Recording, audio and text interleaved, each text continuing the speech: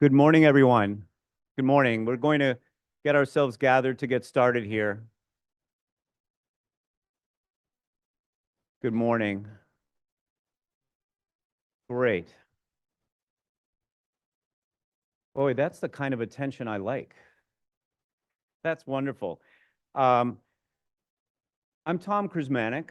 I am chair of the Landmarks Preservation Foundation. Welcome to our forum, Making History, the Landmarks Preservation Commission at 60.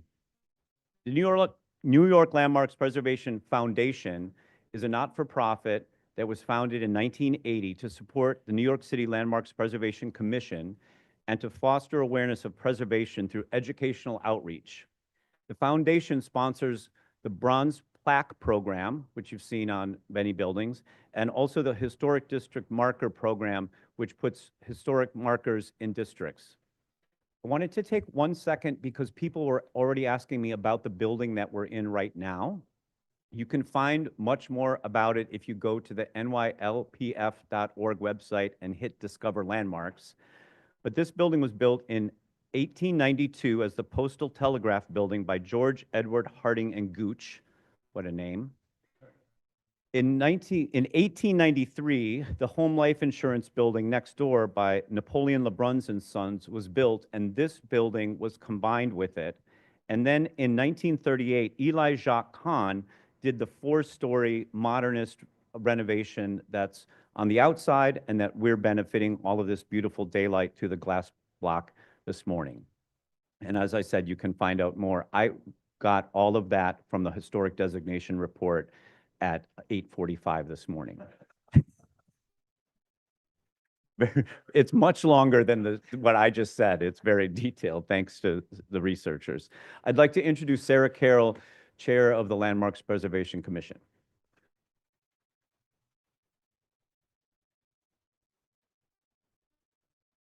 Good morning. Thank you so much, Tom, and thank you all for joining us today, both here in our beautiful new hearing room at 253 Broadway, as well as online, to help us kick off what will be a year-long celebration marking the 60th anniversary of the Landmarks Preservation Commission and the Landmarks Law. We're also joined today by many of our wonderful commissioners in the audience and as part of our panels.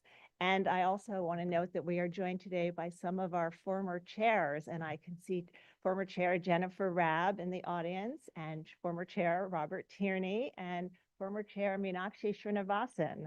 So thank you all for being here today. Many thanks to Tom Krzymanek, the Chair of the Landmarks Foundation, Landmarks Preservation Foundation, and to the Foundation board members who are here today as well. This is a very special year for New York City, which is celebrating its 400th anniversary. And 2025 is also a special year for the Landmarks Preservation Commission. Mayor Robert Wagner signed the Landmarks Law 60 years ago this week on April 19, 1965. It was this groundbreaking legislation that created the Landmarks Preservation Commission, endowing LPC with both the regulatory strength to safeguard our city's incredible landmarks and the flexibility to allow them to evolve to reflect modern needs. The result has been a more vibrant and dynamic New York City. 60 years in, LPC is the largest municipal preservation agency in the nation and a critical part of our city's ecosystem. Some of the other anniversary events that we will have planned this year will look back at the Commission's work over the past 6 decades, highlighting some of our big designations and the incredible array of the city's historic artifacts curated by our archaeology department. But today, we're going to focus on the future of preservation in New York City by looking at how the Commission's practices and processes safeguard the city's historic resources while advancing some of the city's most critical, important goals, including economic growth and, of course, housing. Because of this critical need, we are so happy to have Deputy Mayor Carrie On today and DCP Director Dan Garodnick here to talk about how this administration is advancing sweeping policies to increase the city's housing supply. And some people believe that preservation freezes development and freezes change. And this is just not the case. New York City is a dynamic city, and preservation here has always been a creative force, finding new uses for old buildings, adapting them for modern needs, and allowing for cutting-edge design in historic contexts. I have had the privilege of seeing much of that creativity up close during my 31 years at this agency. That's more than half of the agency's history. Just dated myself.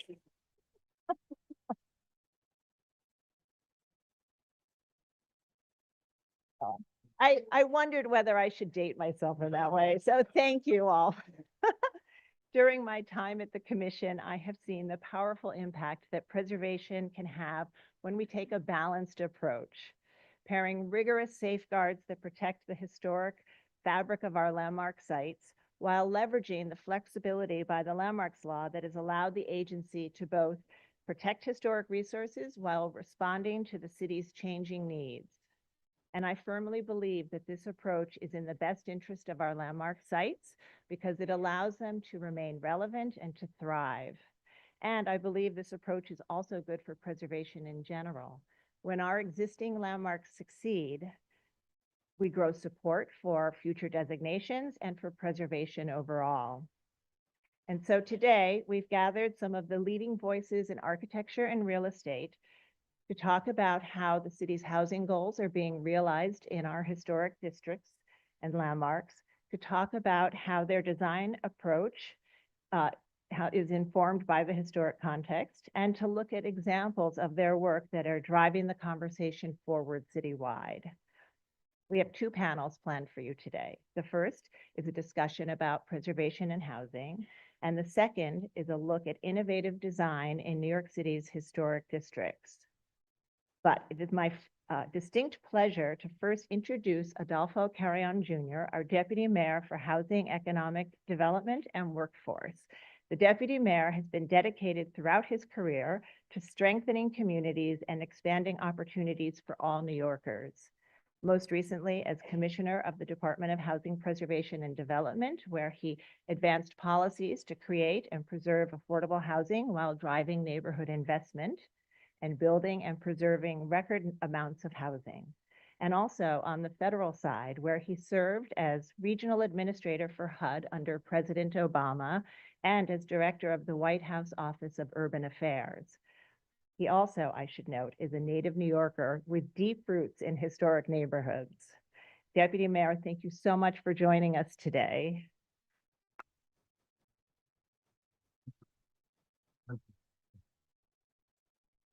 Thank you, Sarah. Good morning.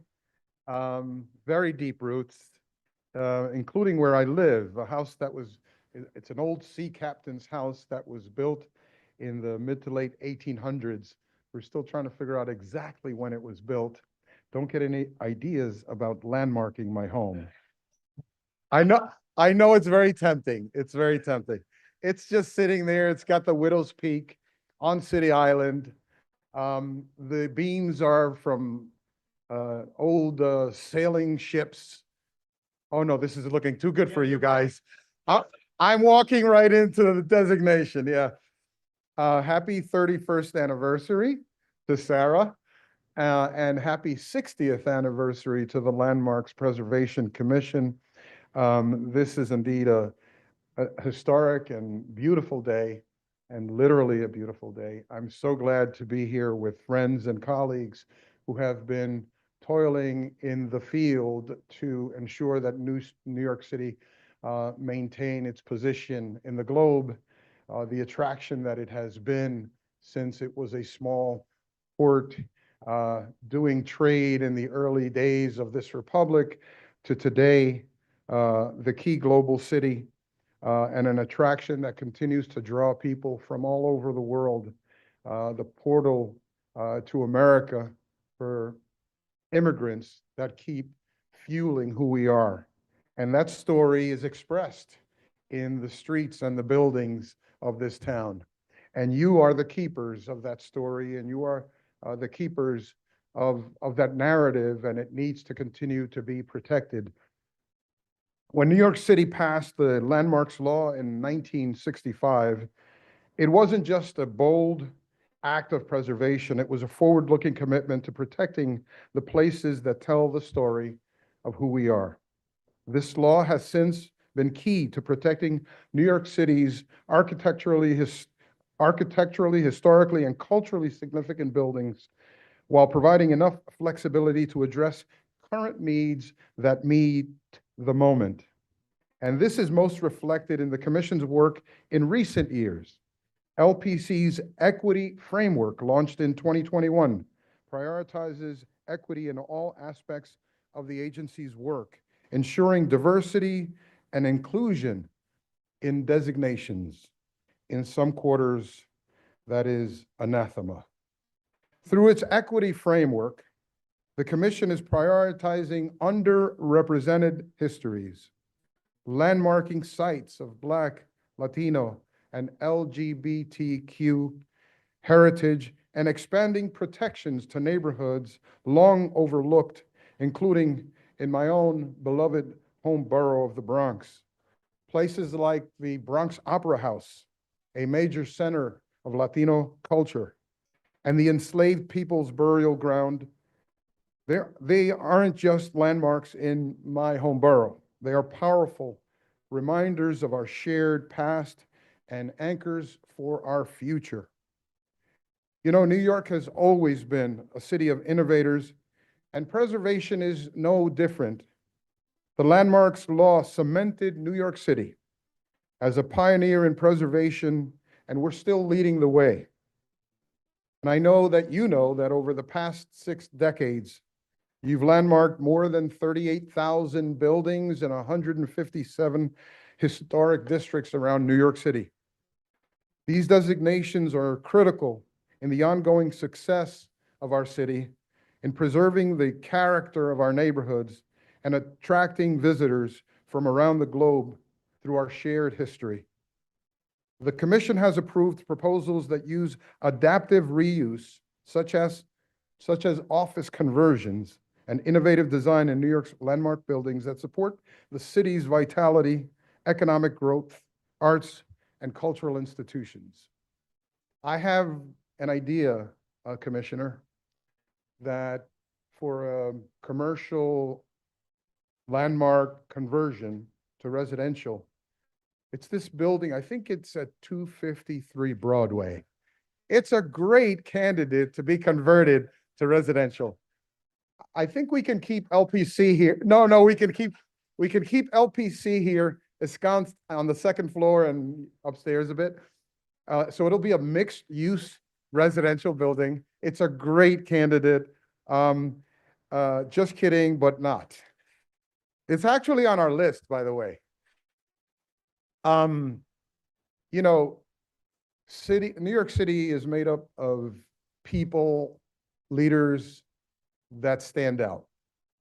They stand out by strength of their intellect, their connection to New York City, their passion about our city, its past and its future.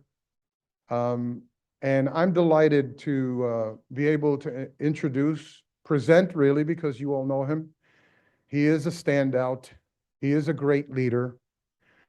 He is someone that has made history very recently by advancing a concept that I think helps us all in the work that we do, and certainly helps the Landmarks Preservation Commission in the work that it does, and the foundation. And it's to advance this idea that we should be a city that embraces change while preserving our history and our culture and our traditions. The city continues to grow. Our population has grown. In the last year, we went from just about 8.4 million people to 8.5 million people. People from around the globe continue to come here and want to make a life here. We can't quite accommodate that growth if we don't build more housing, whether it's market rate or affordable housing. for that engine that continues to drive us forward. And Dan Garodnick, almost single-handedly, he will give credit to a lot of people because that's the kind of person he is. But he translated these complicated ideas and arguments into something that was digestible and palatable to the people of New York City, to go from the city of no to the city of maybe and to the city of yes. And we've arrived at the city of yes for sustainability and environmental responsibility. We've arrived at the city of yes for economic opportunity to allow this economic engine to continue to thrive. And we've arrived at the city of yes for housing opportunity. And it is in no small part because of one of the greatest, if not the greatest, commissioners of city planning and a great, great civic person in our city, Dan Garodnick, that we are now in the city of yes. Thank you, Dan.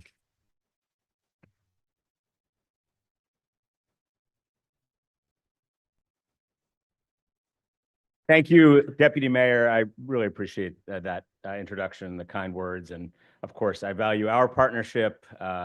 The Deputy Mayor and I sat before the City Council to present City of Yes for Housing Opportunity together. We have worked together for many years. Look forward to everything to come. Thank you for that. To Sarah Carroll and to the Landmarks Commission, congratulations.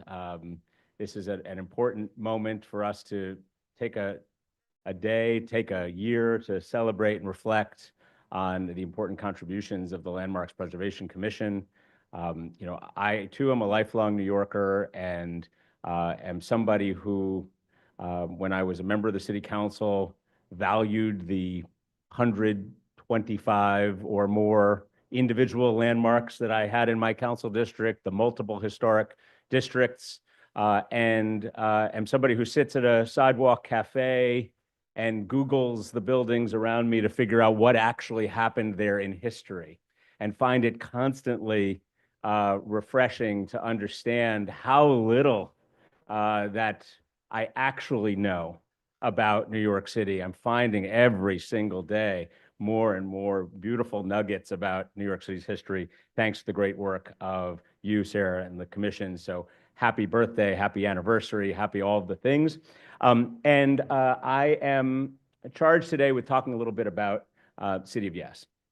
And City of Yes, as you heard from the Deputy Mayor, is our effort to take a hard look at all of the rules and regulations in New York City coming out of the pandemic that were impeding our growth, impeding our opportunity for sustainability, impeding our ability to create housing in New York City. And in the context of historic preservation, growth and historic preservation can work very much side by side. The city is constantly evolving and changing, and at the same time, we can also respect and honor our very, very rich history.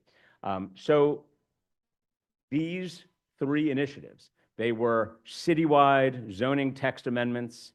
They were each approved by the City Council. City of Yes for carbon neutrality was approved in December of 2023. I'm going to talk about the first two very briefly and spend most of my time talking about the third.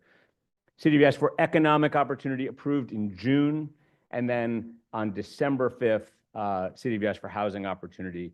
These together are the biggest updates to zoning since 1961. If we had just stopped at City of Yes for economic opportunity, that would have been the biggest update in zoning since 1961. But as you will see, we went much further than that. So let's talk about the first two very briefly. We found that so many of our rules, so many of our, so much of what was written in the zoning text was impeding our ability to be the green, sustainable city that we wanted to be. We cleared a path in this initiative for solar panels on rooftops or on open parking lots, allowed for building retrofits to ensure better performance of buildings while also keeping them in compliance with zoning, supporting electric vehicles, micro-mobility, charging stations, all things which I can assure you were not referenced in the 1961 zoning resolution.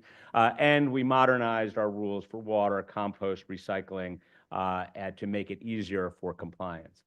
City of Yes for economic opportunity. So many things in zoning from 1961 felt laughably outdated to us in 2025 or 2024 and 2023 when we were writing this stuff. We saw call outs for airline ticketing offices, model car hobby shops, typewriter repair, one of my favorites, and no reference to the modern economy, whether it's the sort of light manufacturing that you see today, 3D printing, virtual reality gaming. The zoning resolution did not contemplate those sorts of things and was not flexible enough to allow for change over time. So through a reform of our rules and zoning, we made it easier to fill empty storefronts by creating more opportunity. We facilitated the largest expansion of manufacturing in 60 years by redefining what types of manufacturing can exist in what types of places. 1961, this is really just my way of thinking about it. 1961 manufacturing definition is like cement factory.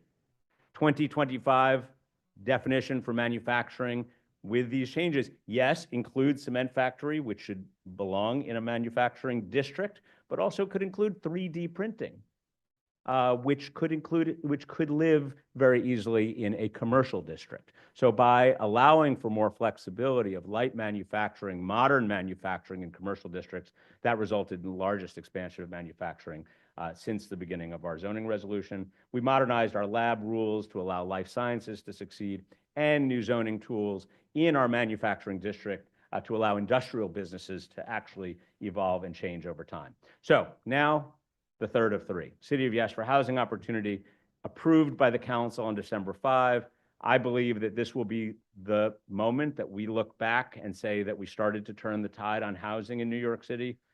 Very, very excited about the outcome. 82,000 units of housing enabled by this single action. That's more homes in that one action than were created over all of the rezonings over 12 years of Mayor Bloomberg, and double the number that were created over the 8 years of Mayor de Blasio. So we are now on a path to beat through our rezoning efforts in 4 years what was done in 20. And so we're very, very proud of where we're headed and what we have done. This was the first citywide zoning initiative to encourage housing. Nothing like this was attempted before. And I think I understand why, because of its complexity, because of its controversy. But I think that there's a real recognition as to where we are as a city and where we need to be going in a way that has been different. It applies across the entire city, making sure that we have a little bit more housing in every neighborhood, and was paired, importantly, with a very significant $5 billion investment in infrastructure and housing.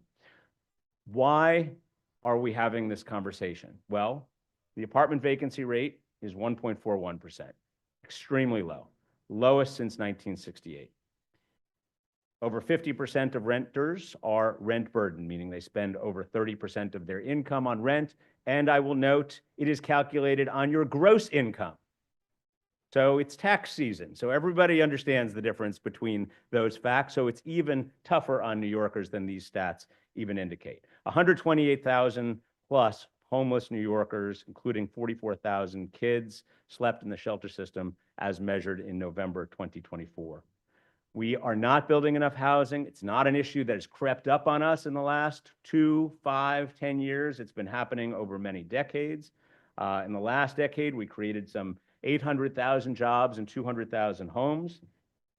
And unfortunately, our own rules were part of the problem. Our own restrictive zoning made it very, very difficult to build the number and types of homes that we needed. Also notably, homes are concentrated in just a few neighborhoods. So we have 59 community boards, community districts in New York City. Last year, 10 of those community districts produced as much housing as the other 49 combined. And so what that does, of course, it creates additional pressure on just a few parts of the city to produce almost all of the new housing. Impacts everyone. This is a problem for every New Yorker. Growing families who are stuck in overcrowded apartments, tenants who have no leverage with their landlords when they want to either renegotiate the terms of their lease when it becomes due, or even get a paint job or fix a leaky faucet, if you have no leverage as a tenant, you are not going to have a lot of success. Seniors trying to stay in their communities, workers who face really significant commutes for their jobs, young couples who dream about home ownership but find that increasingly difficult. We said in this initiative, we don't need to live this way. This is a policy choice for us. We as New Yorkers have control over this. We have the ability to change our rules that we can create the housing that people need and to bring costs down. So the proposal, designed to be a little bit more in every neighborhood, a little bit more in every neighborhood so that the impacts are not great. In fact, they're very light. And they will not create the sorts of dramatic changes that neighborhoods frequently fear when talking about housing or when talking about any types of change. And the outcome here creates a lot of housing overall without the dramatic changes in one area. You can see in the map here how we defined our zoning districts. The blue is the lower density areas in zoning R1 to R5. The orange or amber is the medium and high density areas in zoning R6 to R10. I'm going to talk about what we did in each of these very quickly, and we're going to start with the lower density areas. So one thing that we did in low density areas was to re-legalize this type of building. They're out there. They were built in the 1920s and 30s and 40s and 50s, and then they stopped. We have not seen new buildings like this, 2, 3, 4, really 3, 4, 5-story apartment buildings in low density areas because of our restrictive zoning. In 1 and 2 family districts in New York City, we have 14,693 of these types of buildings. They're not that scary. People live with them. People live with them in their neighborhoods. They define their neighborhoods. And we made the case to the council and to the public that this sort of building should be able to come back. How do we do it? Well, one way we do it is through transit-oriented development. We enable it if you're close to transit. Specific qualifying sites, about a half mile from transit, we say you can do these sorts of apartment buildings. Here's the area where that is applicable, transit-oriented development. This map shows you the areas that are roughly half a mile from either mass transit, a local transit or regional rail. Town center zoning. So we have commercial corridors in New York City. You all move around New York City. There's lots of areas where you see a strip of commercial, nothing above. In zoning, it is what we refer to as a commercial overlay. It's a place where housing is allowed and where we have said that there is commercial that is also allowed in that residential area. We re-legalized these 3, 4, 5-story apartment buildings in what we call our town centers. So these are places with commercial overlays. Where are the commercial overlays? Here you see them on the map, sprinkled throughout the city with some small limitations. If it's a commercial overlay on a single block, not applicable, or if the existing built form is just 1 and 2 family homes, not applicable. Otherwise, totally applicable town center zoning in the areas where you see the red dots. More examples of these buildings, Murray Hill, Queens, Bath Beach, Brooklyn, City Island, the deputy mayor, his favorite spot. They're out there, and we are very, very excited about now having an opportunity to bring them back. Accessory dwelling units, something that exists throughout the country. And New York City is not the leader on this one. The opportunity for 1 and 2 family homeowners to add a little more space on their own property for another unit of housing. So we enabled 800 square feet on your lot, important for multi-generational families. It helps homeowners pay for expenses. It helps aspiring homeowners who have to think about how they're going to make that down payment or how they're going to pay their mortgage. The opportunity to be able to rent a certain amount of space on their own lot to generate income is really important. And we now have that opportunity for them. Okay, now let's talk about medium and high density areas. Game changer here for affordable housing. We created a bonus for affordable housing. So roughly 20%, if that 20% is for affordable. Simple. It builds on a program that existed for and exists for senior affordable housing. It just expanded this program dramatically throughout our entire medium and high-density neighborhoods of New York City. If this program had been in place since 2014, we would have had an additional 20,000 income-restricted affordable homes, enough to house 50,000 New Yorkers. This is going to be the largest affordable housing program in U.S. history. It replaces our existing voluntary program, achieves deeper levels of affordability, and now applies throughout all R6 to R10. So the entire amber from that first map, you can see it right here. And we believe that it advances the city's fair housing goals. We want to make sure that we see affordable housing in all neighborhoods, not just a few neighborhoods. This is consistent with that goal. Some new rules that apply citywide. Office conversions. This is a subject which Sarah mentioned in her intro and the deputy mayor mentioned in his introduction. The rules are very strict, were very strict for office to residential conversions until December the 5th. You had to be a building built before 1961 or in Lower Manhattan, 1977. You had to be in the geography here on the map in the dark purple. Otherwise, you were ineligible. So what did we do? We changed the date of eligibility to 1991. We expanded the geography to make it citywide. And we allowed for all types of buildings to convert to residential, provided that residential is allowed in that district.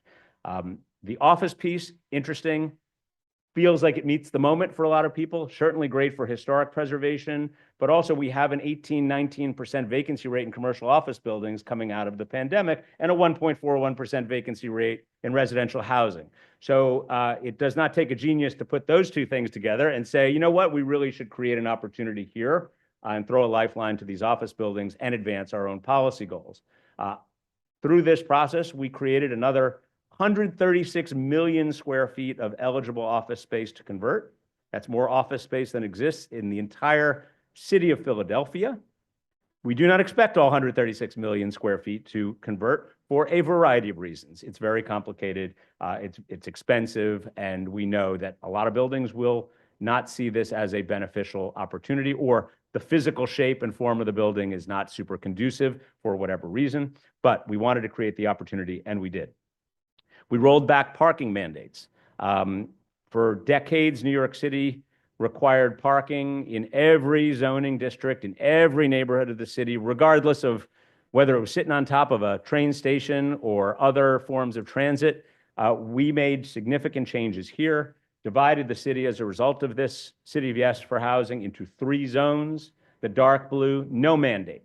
And again, we're just talking about the mandate here. This was the minimum mandate. So the bureaucrats of the Department of City Planning, who we love, of course, put it in the zoning resolution, said you got to have 25% here, you got to have 50% there at a minimum. You could go higher, but this is your minimum requirement to deliver to the city of New York. Anyway, there I'm carrying on. But Zone 1, we eliminated the mandates. Zone 2, we reduced them rather significantly. Those areas track mostly to the areas that you will recall that we had in the transit-oriented development slide, about a half mile from transit. And Zone 3 areas a little further afield from the best transit options, mandates largely remain. As a result of this, 2.6 million New Yorkers now live in neighborhoods without parking mandates. That is the largest mandate-free zone in America. Landmarks. Let's talk about a couple of things that are relevant here. One, we made it easier for landmark buildings to transfer their development rights. You all know that many landmarks buildings struggle due to the cost of maintaining the buildings. And you also know that selling development rights off a landmark building was both not allowed in lower density and historic districts. And as a result, there were very few landmarks that took advantage of this opportunity. Less than 15 of them sold their development rights over 50 years, almost all of them in Manhattan. So what we did was we streamlined that process to make it easier for landmark buildings to raise money, get more homes built. So we expanded the transfer radius. So it used to be right across the street, right next door, across an intersection. We expanded it to any lots on the same block face, across the street, or at the next intersection. So you can see an illustration. This is really an illustration. It shows you what types of eligibility exist. But if you were to have shown the entire transfer radius, there would be a lot more light green on this slide, but this is an illustration. It permitted transfers in lower density and historic districts. It simplified the approval process. So what was a special permit now is an authorization if there are bulk modifications that are being proposed. And otherwise, it is a certification. So either one that goes to the City Planning Commission or one that would go just for a chair certification. We capped the increased density on receiving sites at 20%. We maintained all landmark and historic district protections in the process. We think that this is going to be a great thing for landmark buildings and also allow us to create more housing in the process.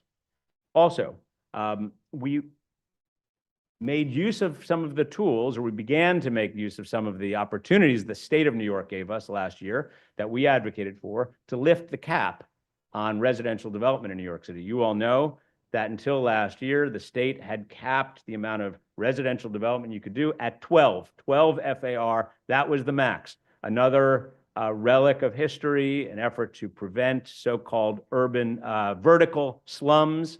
And we persuaded the state, and we appreciate that the state gave us the power in New York City to go above 12 FAR. So we created some new districts, some new tools that could be mapped, that could be used, that are higher density districts. And the reason why I show you, the El Dorado over here is because there are a lot of very, very loved historic buildings that are much higher than 12 FAR and could not have been built if those rules were in place. The districts require MIH, so mandatory affordable. They'll be mapped where they fit best. Central neighborhoods with good access to jobs and transit, like Midtown South, we are going to be making use of that in that neighborhood plan. Speaking of neighborhood plans, and I'm getting close to my grand finale here, neighborhood plans across New York City, these are underway. We have, in this administration, advanced 5 of them. One of them has been approved already, the Bronx Metro North plan. There's 4 new Metro North stations coming to the East Bronx. We did land use changes in anticipation of those future Metro North stations, particularly in Morris Park, Parkchester, Van Nest, enabling up to 7,500 homes and lots more job opportunities in and around those station areas. Next up is our changes to Atlantic Avenue in Brooklyn.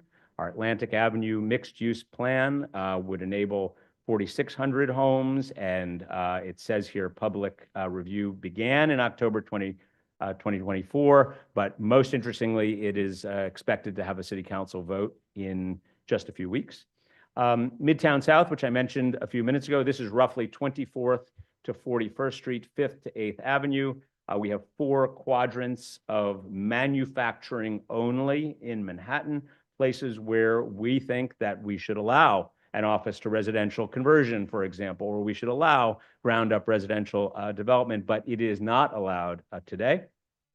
This plan would enable 9,700 homes. Jamaica, great example of transit-oriented development. Another great example. These are all really great examples. Long Island City, another opportunity would be the biggest creation of housing in a single neighborhood rezoning in all of the records that we have. So we are really working. These are all on path to have a vote at the City Council in this calendar year. So we're at April 24. So mark your calendars. These will be coming for consideration, each one of them in due course. So through all of this, we're saying yes to housing, trying to turn the tide here on our housing crisis, allow for more housing types. Our fair housing goals are advanced, supporting transit-oriented development, reducing those pressures of gentrification by just having housing created in a few neighborhoods, and saying yes to a city that New Yorkers can afford. No matter what your needs are, what your aspirations are, We believe that as a result of all of this effort, we're going to provide more housing options and lower our costs. So with that, I say again, thank you for the partnership with all of you. Sarah, the Landmarks Commission, happy anniversary, happy birthday. We'll look forward to many, many more years of collaboration, and congratulations. Thanks for having me. Thank you. Thank you, Dan, for that frank analysis. I think the statistic of 200,000 units and 800,000 jobs in the same time period really tells you about how we're feeling and experiencing that. So we're going to get our first panel conversation started, housing and preservation in New York City. I'm going to introduce each of the panelists, and they are then going to come up and give a short presentation of themselves, Mark Ginsberg, partner, Curtis and Ginsberg Architects, and an LPC commissioner, followed by Jonathan Gavea, Executive Vice President for Real Estate Development, New York City Housing Authority, Jed Walentis, Principal, Two Trees Management and Chair, Real Estate Board of New York, and John Wolfling, partner, Datner Architects. So Mark, welcome.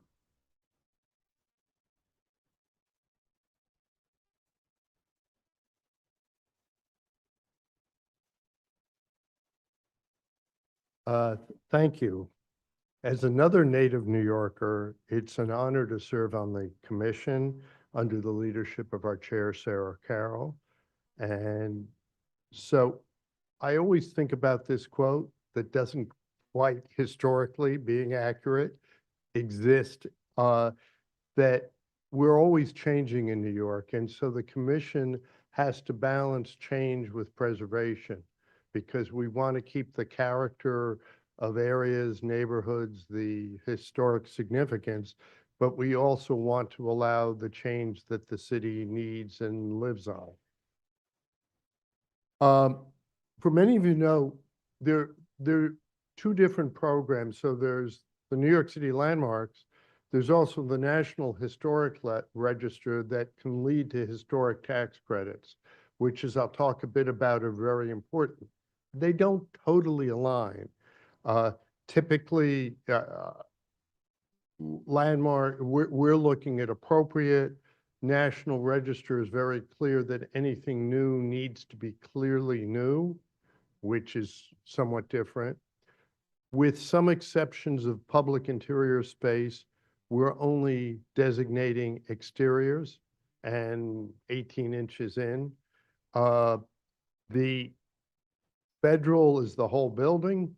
And when you get to tax credits, you need to retain a lot of the existing interior as well as the exterior, which can make it particularly hard for conversions to use it. We don't directly deal with housing. That isn't our mission. We're looking at what's appropriate for any designated building or district. However, within that, as you'll see, because I'm going to show a few examples, we do look at housing, we do approve housing, and we do feel it's important. Another issue with affordable housing is in market rate housing, if you're in a landmark district or designated landmark, it should increase the value. It says you have a special building or a special neighborhood. For affordable housing, the increased value is no help and could raise taxes, although often for affordable housing, taxes are waived. So the historic tax credit is really important because renovations and preservation can be very expensive, and this gives you funding to make it work.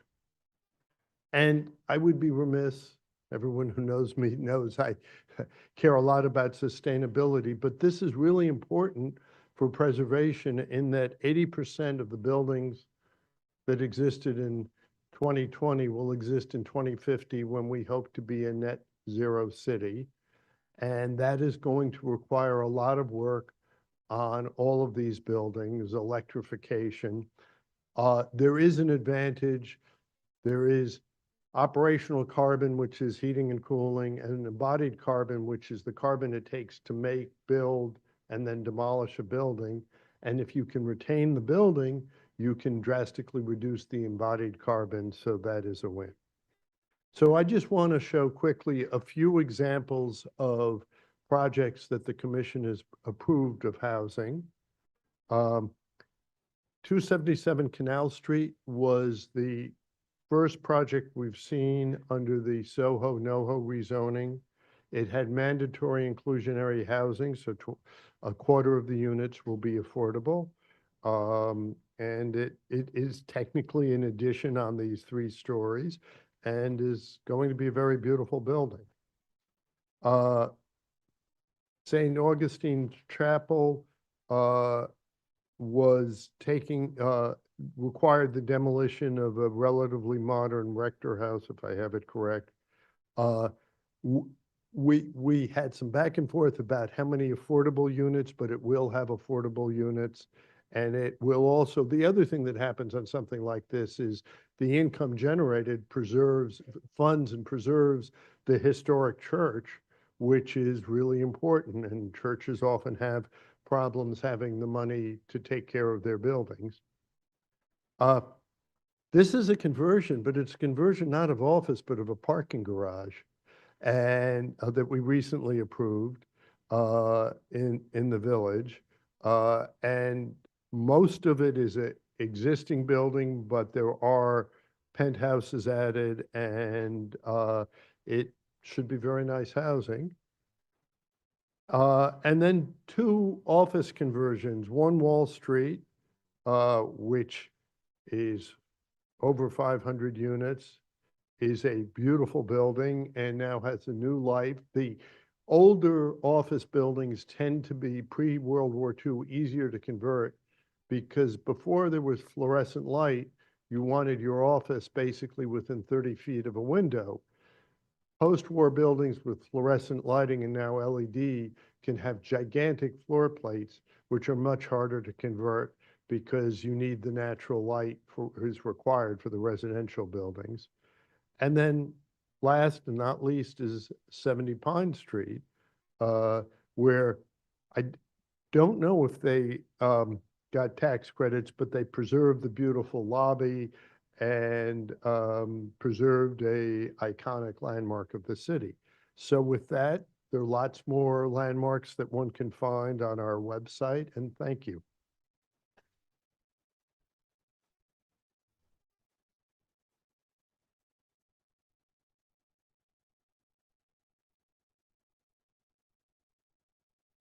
Thank you, and good morning, everybody. I'm Jonathan Gavaya. I'm the Executive Vice President for Real Estate Development. Very excited to be here today having this conversation. This intersection between preservation and the creation of new housing for New York City is very near and dear to me, because I think what a lot of people may not realize is that's exactly what we are doing here at NYCHO over the last several years. So I know we're a little bit behind, so I'm going to try to move through this pretty quickly. But I hope what you'll take from this is that NYCHO is building again, right? We're taking huge strides in terms of addressing our capital needs and preserving our actual building stock, access to deeply affordable housing, as well as building new housing on our campuses. But first, you may have heard in the news this thing called the PACT program. So what is that and why are we doing it? So PACT stands for Permanent Affordability Commitment Together. It is a program that City Hall and NYCHO launched in December of 2018.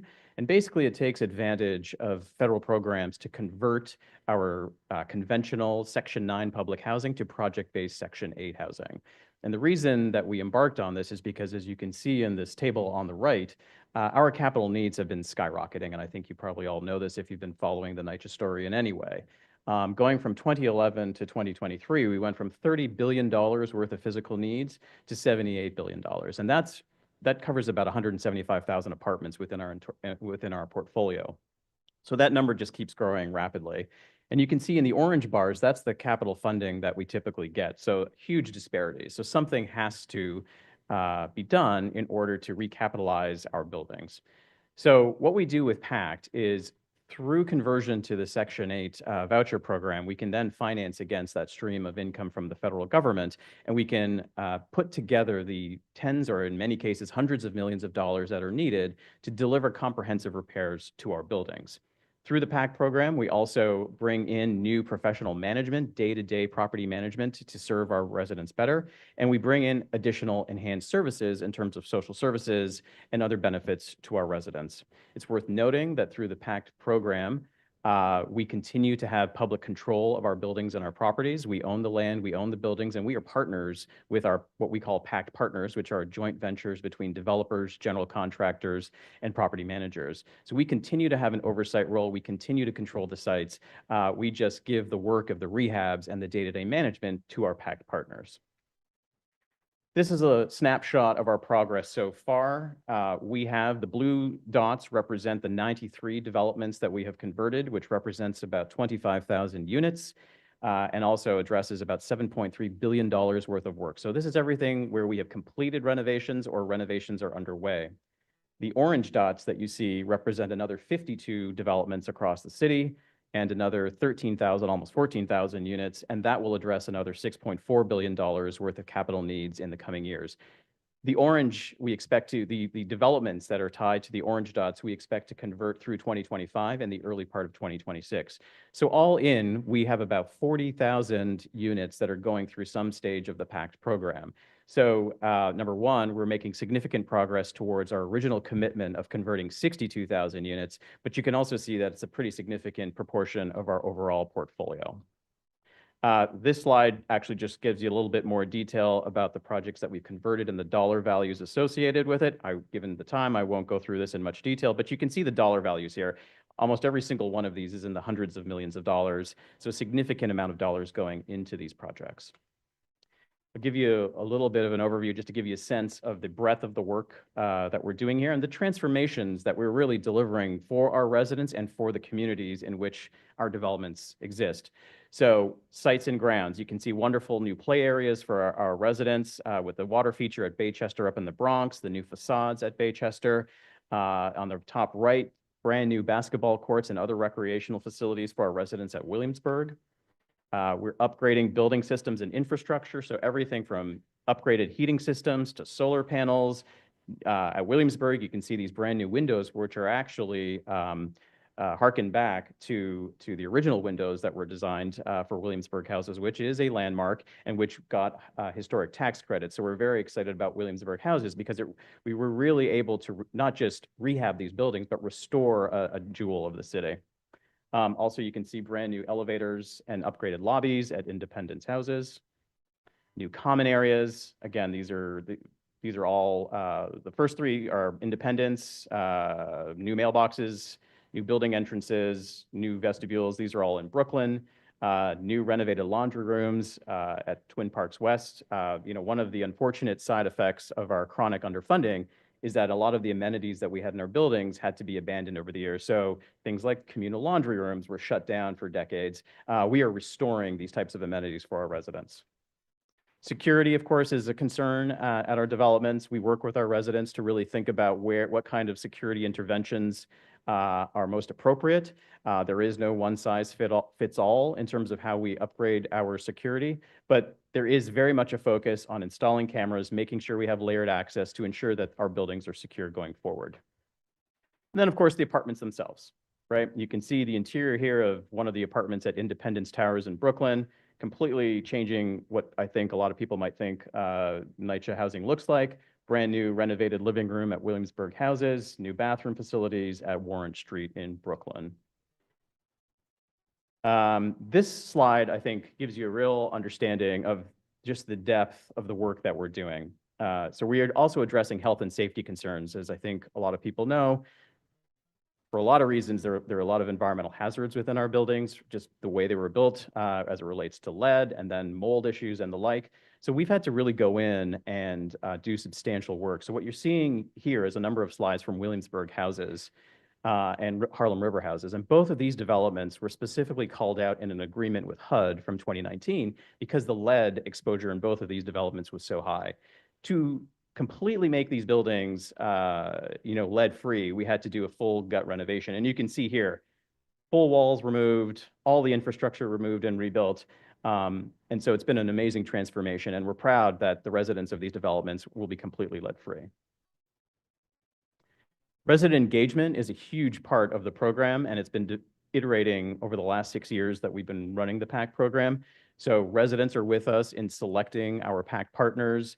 We develop these community plans as we get to a conversion. So the day that the transfer goes, the day that the transfer is effectuated and the private managers are in place, we deliver these community plans to all of our residents so that they can see all of the renovations that are going to happen. And I'm getting the time signal. So I will just quickly say we've availed ourselves of historic tax credits. So far, we've raised $1.1 billion for closed PAC projects. I mentioned there's a number of developments that are going through conversion in the coming months. There's another roughly 725 million that we think that we're going to be able to secure for those renovations. I've called out Harlem River Houses here and Wise Towers. We actually won an award last night for the preservation of these features, so we're very excited about that. Thank you. And I'd mentioned earlier that we're also building. So in a number of our sites, we have a lot of unused FAR.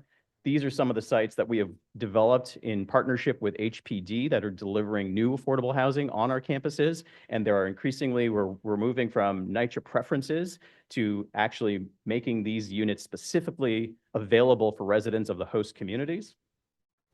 And then one project, which I do not obviously have enough time to get into in detail here, is the proposed rebuilding of Fulton and Elliott Chelsea. So 2,056 apartments between Fulton and Elliott Chelsea on the west side of Manhattan. The opportunity is to replace all 2,056 apartments, to give our residents brand new apartments with new amenities, but also as part of the theme of some of the conversations today, to add 3,500 new mixed income units. So a mix of new affordable, net new on top of the NYCHA housing and market rate housing, as well as the amenities that you can see on the screen for the benefit of our residents and the community. And just a few images of the proposed new Fulton and Elliott Chelsea, you can see better fits into the existing community. And that is my last slide. Thank you so much.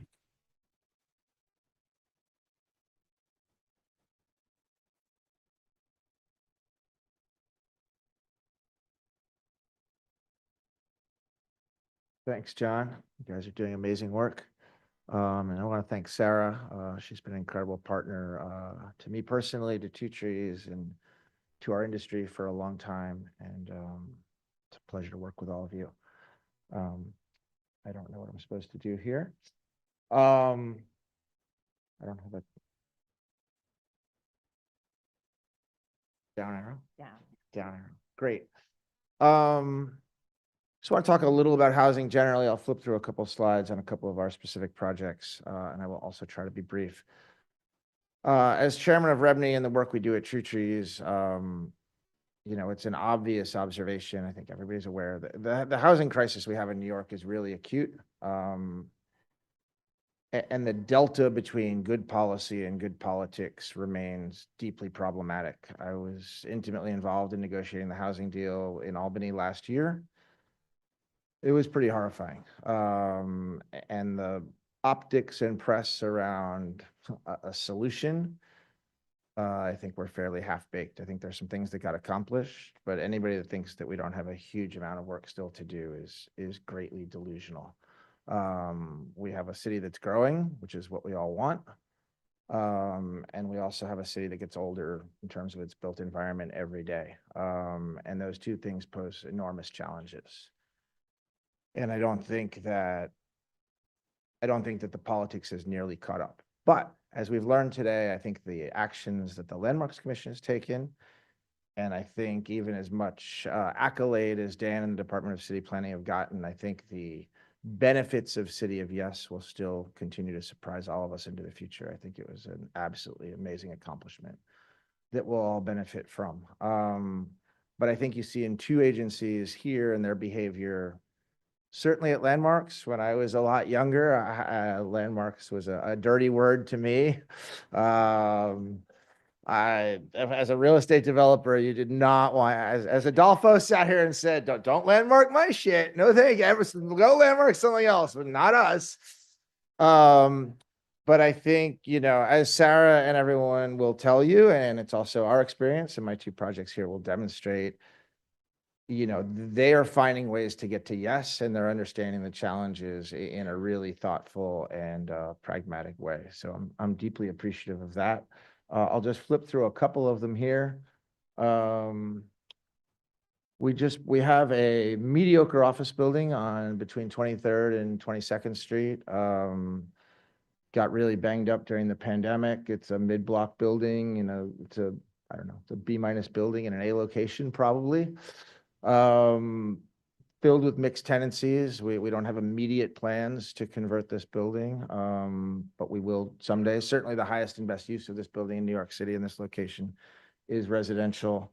Part of a district, you know, has some interesting features, but doesn't wildly stand out. And we went and looked at both how to configure the building for rational apartments and also how to make economic sense given the cost difficulties. And just very quick piece of work that Benetti Kozerski did. They did lots of work. I'll go through it very quickly. And the commission approved a significant addition and reconfiguration to the building last winter. So that was that, complicated, but I think insightful as to the complications of conversion, and also insightful into the thought process of the commission and the flexibility. And rightly or wrongly, it would have been my perception 20 years ago. Okay, you can put a one-story addition on it. That's cute, but doesn't really help solve a real problem. And I think the partnership with them has been demonstrably different in today's world, which I think is necessary for our city. This is not a housing project, but also wildly complicated. This is the old Domino Sugar factory that we did with Vishan. That was the before. This is what it looks like now. It's a thriving office building. We're actually over half rented, which is a miracle in this environment. But basically carved out the old, I was going to say building, but it actually was less of a building than a process. This is an amazing diagram that I'm not sure who made, but it's one of my favorite drawings that really explains the process of sugar refining that took place in the building. The wrapper, the masonry wrapper that everyone sees with the American round arch style had no relationship really to what was going on inside the building. It was not exactly adaptive reuse from that standpoint. So we dug all this out. It took a couple years to do all the demo and take all this cast iron machinery apart and built a new steel and glass building inside of it. That's what it looked like when it was half taken apart. We had to build exoskeletons on the outside to hold up the facade. And this is a little bit of what it looks like now. It's set back. There's an amazing part real and part fake garden in the interstitial spaces. It's amazing for those of you that haven't seen it. And we're filling it up with tenants, and it's a big success story, but could not have done it without the partnership with Sarah and her team. And with that, I will shut up and move us along. Thank you.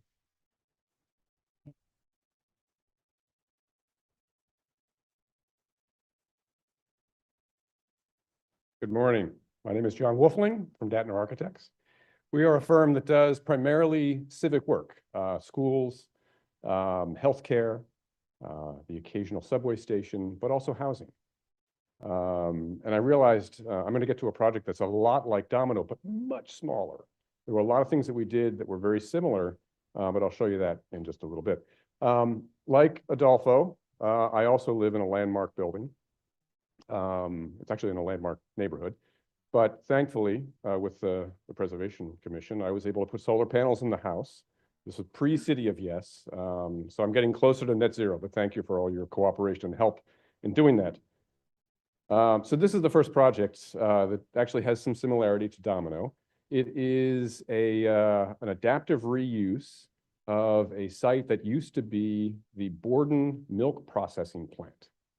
And it was actually a PR building, a building that allowed customers of Borden to come and see how the processing happened.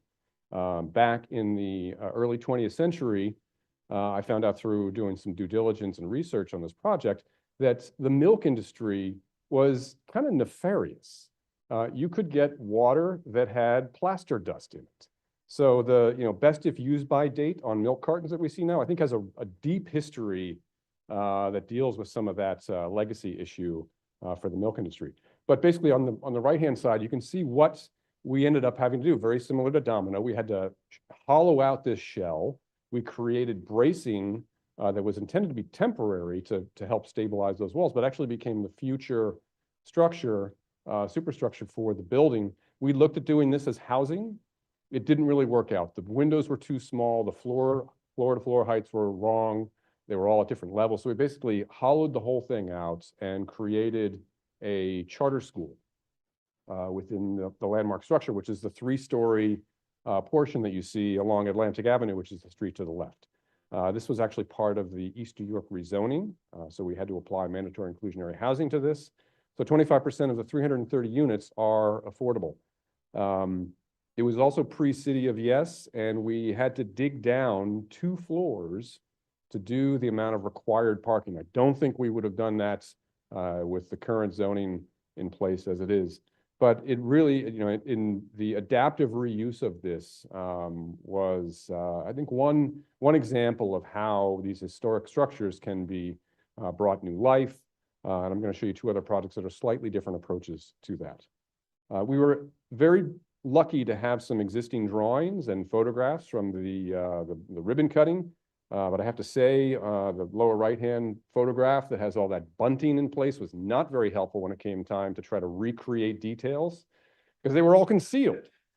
But we had to make some assumptions. We were able to do things on the upper right or upper left. You can see there's a clock. We were able to redo the clock and the terracotta surround on that and rebuild the pediment. We retained the chimney, much like a domino. And we did that partly because of some of the outreach that we did with an organization called Preserve East New York. And they are a local organization that really advocates for preservation. So they were an important community group that we met with, and they really felt that the chimney was a landmark that helped identify the site, was a real indicator for people in the neighborhood. So we did retain it. It's got a little bit of a curve to it, which made everyone very nervous, but it was stabilized. That 2 stories of underpinning actually underpinned part of this chimney's foundation, but it was kind of heroic work. I'm kind of amazed that it all got pulled off as well as it did. This is another example of adaptive reuse. This is you probably recognize as a C.B. Snyder School. It's a through block lot between Broadway and Amsterdam, between 145th and 146th Streets. In addition to the 79 apartments of mixed income housing that's here, it's also the home to the Boys and Girls Club of Harlem.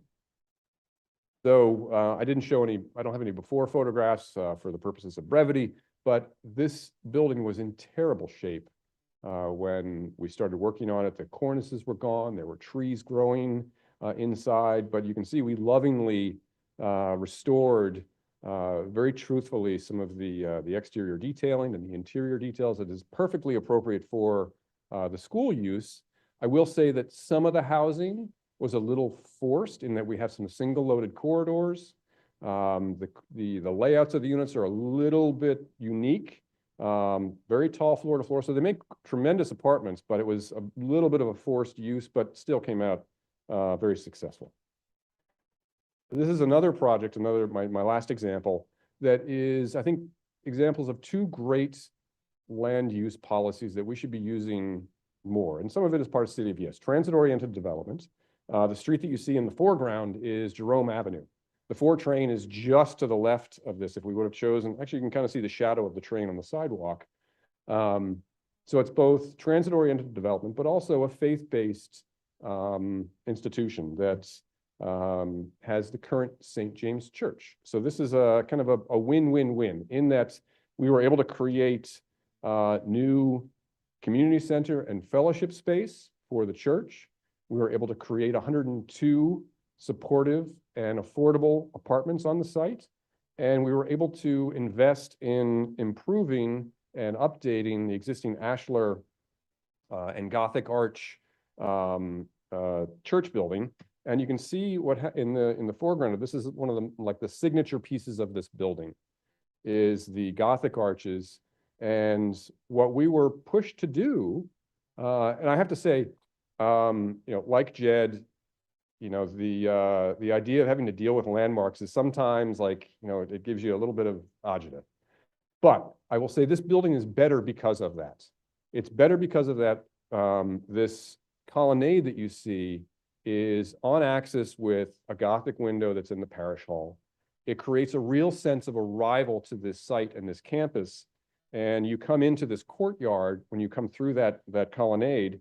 And I don't know if I would ever get a chance to do a Gothic arch on an all affordable housing project if it wasn't for this designation and this requirement to really do something appropriate. So, you know, for those architects out there that think maybe dealing with landmarks is, I don't know, leverage that.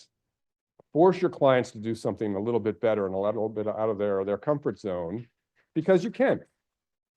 Thank you. That's it for me, I think. Yes, back to you. Okay, great. I'm going to invite these gentlemen to take their seats. And while we do that, I'm going to introduce our moderator for this discussion. He's Vishaan Chakrabarti, an innovative thinker for New York City, founder and creative director of Practice for Architecture and Urbanism. I'd also like to say on that building that Jed presented on 23rd Street, that was the home of Schraff's headquarters. And Schraff's is the breakfast that Audrey Hepburn was holding in her hand at breakfast at Tiffany's. The little roll and the coffee, she got that from a Schraff's restaurant.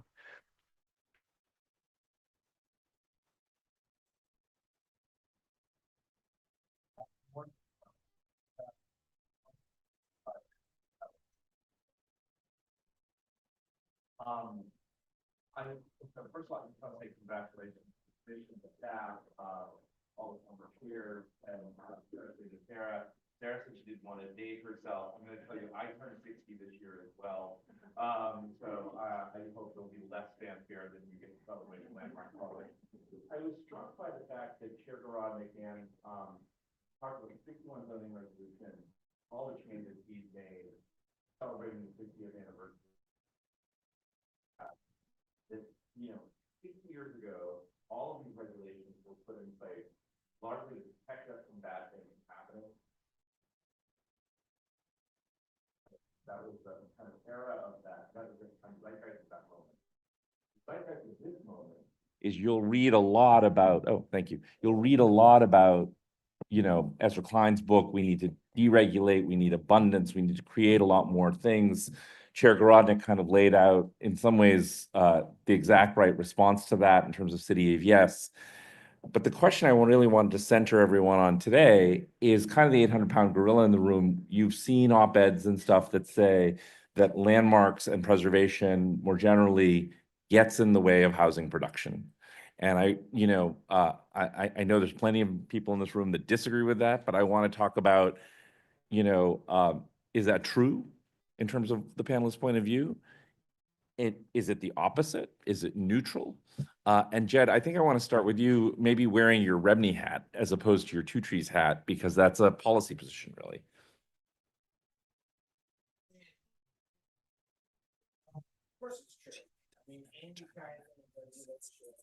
Oh, sorry, you have to turn on your mic apparently, which is what I did not do. How's that? Yeah, much better. Sure. In a very pure technical sense, any kind of regulation is going to stunt, growth and housing production to some degree. Zoning will, landmarking will, other things will. I think the relevant question for a society and the job of all of us to wrestle is how much and how do you balance that stunting with the public good that it also creates, right? Most things that you can come up with from a regulatory framework have a positive intent. They create some sort of benefit and they create hopefully known and sometimes unknown negative consequences. And I think when we make policy, if we're doing a good job and taking a balanced approach, you want to create policies that create more good than bad in very simplistic terms. And I think certainly in the city, we're moving towards that direction. I don't think we're ever going to have a completely deregulated city. There are cities in the world that are completely deregulated. People pick on Houston. I've never been to Houston. I don't want to say too many disparaging things about Houston because I've never been there. There are advantages to a completely deregulated environment, but that also breaks down in certain ways. So I think we need zoning. I think landmarks is an integral part of what we do. I think certainly under Sarah's leadership and the work that I've seen the last 10 years, and certainly the work that I've been involved with, they have shown an expansiveness in their thinking of recognizing the realities of our city and the growth that's required and finding smart solutions. You know, like John said, you know, in the case of the refinery, you know, and you know it as well as I do, Vishan, you know, the fact that it was a landmark helped the neighborhood. If, you know, it's possible somebody else would have knocked that building down besides us. So, and it's even possible I would have knocked that building down. It was an unmitigated pain in the ass and as complicated a construction project as you could come up with, you know, in this kind of environment, you know, nuclear power plants, other things probably more complicated, but,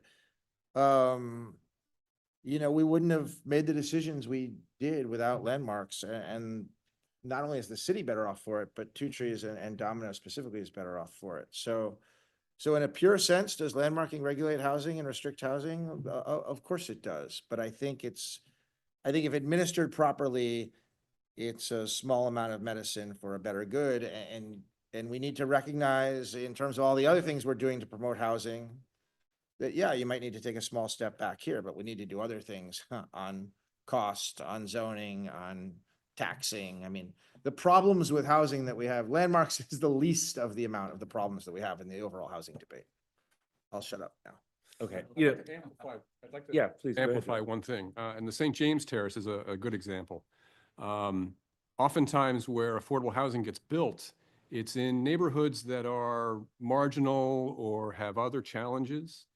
And when you can go into a community and invest in an asset and give it new life and so these projects start with something that can be the kernel of a great community as long as that investment can be made. So I think there is a real place for making that investment, improving, or starting, you know, ahead of the game in a neighborhood that you might not normally have that advantage.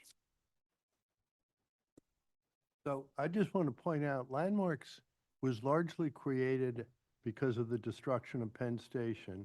And we've now spent 60 years trying to recreate in some way Penn Station or create something. Feels like 100. Yeah.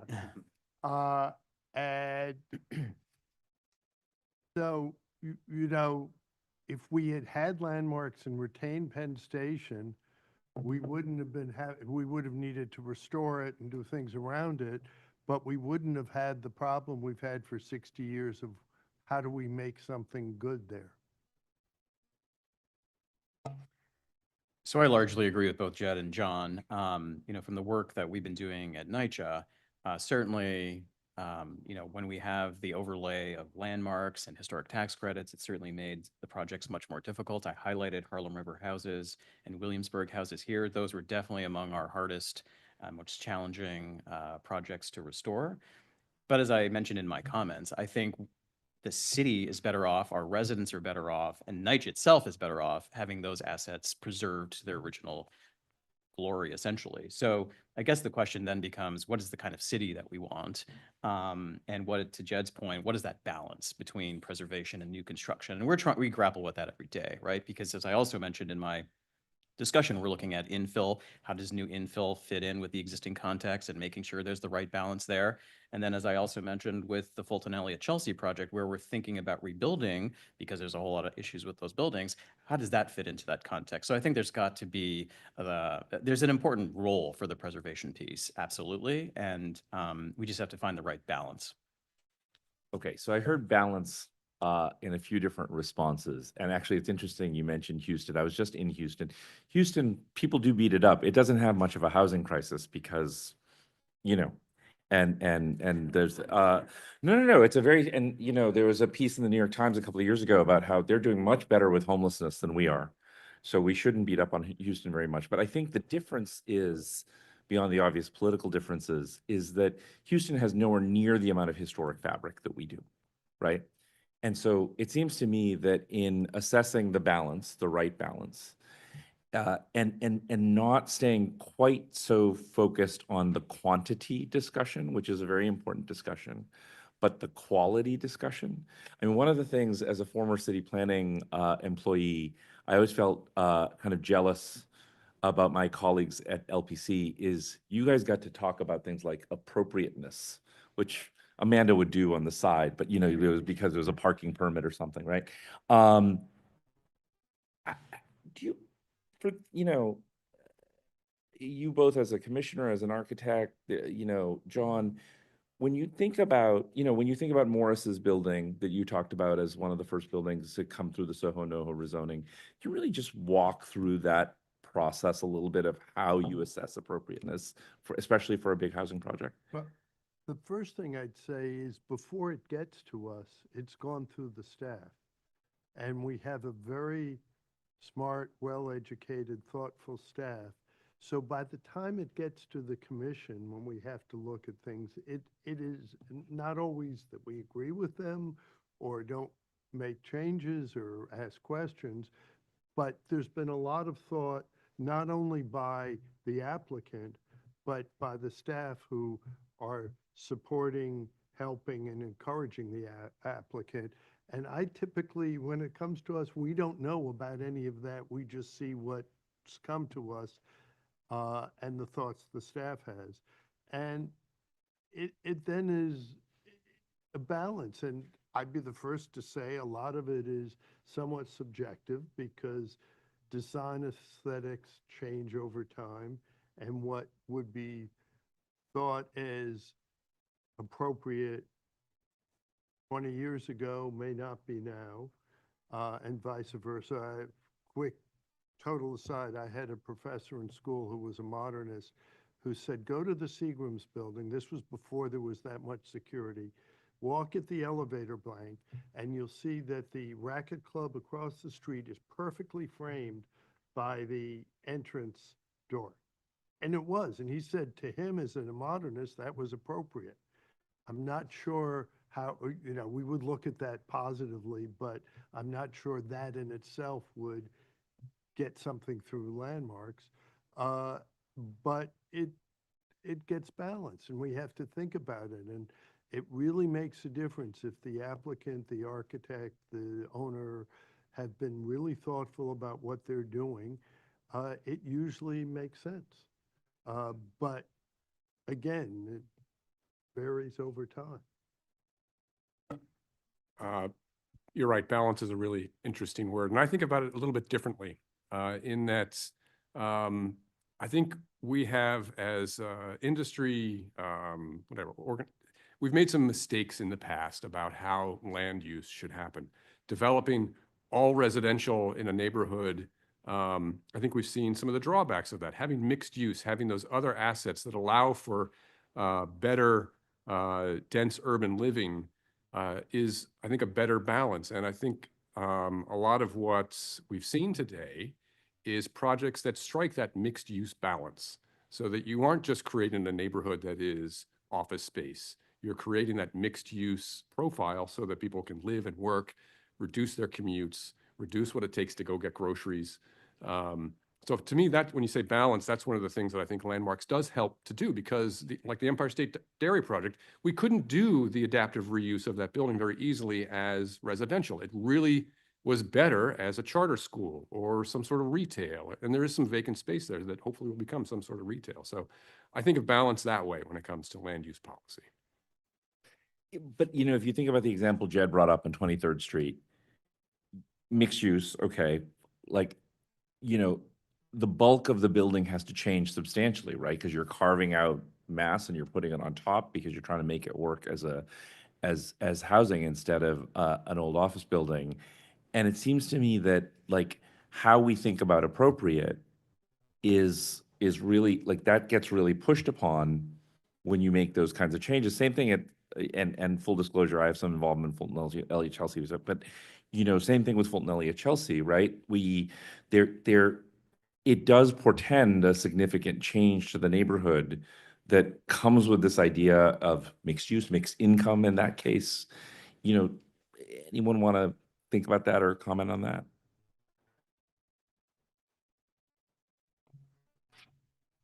Sorry, I'm processing while getting ready here. So I think so in the case of Fulton and Elliott Chelsea, I mean, I think you're absolutely right. And I think, one of the things that we've heard from residents NYCHA residents, that is, at Fulton and Elliott Chelsea, is that they felt excluded from all of the change that's been happening on the west side. You know, you've got the High Line and so on, and over the last several decades, right, the whole neighborhood has changed. And they feel like they're like this island that sort of stands out for what they would say is not the right reasons. So, you know, we are trying to be sensitive to what does this redevelopment look like? How does it fit into the Chelsea neighborhood? Without erasing the history, of course, of Fulton and Elliott Chelsea, but how do you stitch it in, right? How do the residents fit into a mixed use, mixed income? And that I flew through this in my presentation. Again, the idea is to rebuild the housing, but also to do a mixed use, mixed income project. So we are trying to, the word balance is going to come up again. We are trying to strike that balance as it relates to that project, right? Like, how do we make sure that we are honoring the history of both the NYCHA campuses that are in Chelsea, the Chelsea neighborhood, but also bringing something new to the district? So so that's a great example of a kind of conceptual leap, right? Because, you know, I think part of why neighborhoods fear change is often their neighborhoods aren't landmarked. And, you know, Dan, in this morning's presentation, he had some height limit kind of criteria for what fit in terms of scale. We did a piece of work with the Times that talked about similar criteria. But, you know, I guess I'm going to ask a kind of conceptual leap question of, you know, could the way we do zoning and the way city planning operates have some element of the way LPC operates in terms of changes to neighbor? I'm not arguing for more regulation, but I'm just saying that I think a lot of people's fears about all of the new housing that people have been talking about this morning is that neighborhood character will change, right? And oftentimes that's not in a place that's necessarily a landmark district, right? So, you know, in Soho NoHo, you could completely see both what the commission was approving and what Morris was doing and so forth. That's sort of clearer. It's very hard to understand that in your regular old neighborhood, especially where we did see a lot of growth in some of these neighborhoods, and a lot of the architecture was, for lack of a better word, lackluster.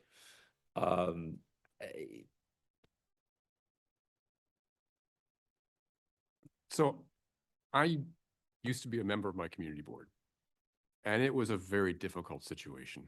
I had a target on my back going in, and, you know, my wife said to me more than once, "What do you expect?" And she's right. I'm not sure she's listening, probably not. But there was an example of a project that was built on Flatbush Avenue that the community just hated the idea of it. There were people that showed up and chained themselves to the construction fence, and it was like a stone's throw from where I live. I mean, I can see the building. It's going to actually cast shadows on my rear yard. But the building has like meaningful affordability built into it. It was using the old 421A program. It's got 40 and 50% AMIs. So meaningful affordability that targets our neighborhood. And it is amazing to me that the community doesn't look back on that project and say, oh, you know what, we were wrong about this. Because in addition to the affordability, it's got a daycare center in it. It's got a restaurant. It had a bookstore for a little bit. And I made this point in the community board at like my last hearing that I was present in. And I thought I was going to get booed out of the room. But I actually got applause after I made my pitch for why this building was important and why the community board has a role to influence what these buildings can be. So I think there is a lot of fear out there. There's fear of change. Really believe the project had in terms of program. Do you feel like it was a good addition to the neighborhood? Do you feel like it architecturally resonated with the neighborhood? I do. I mean, it's a very contemporary building.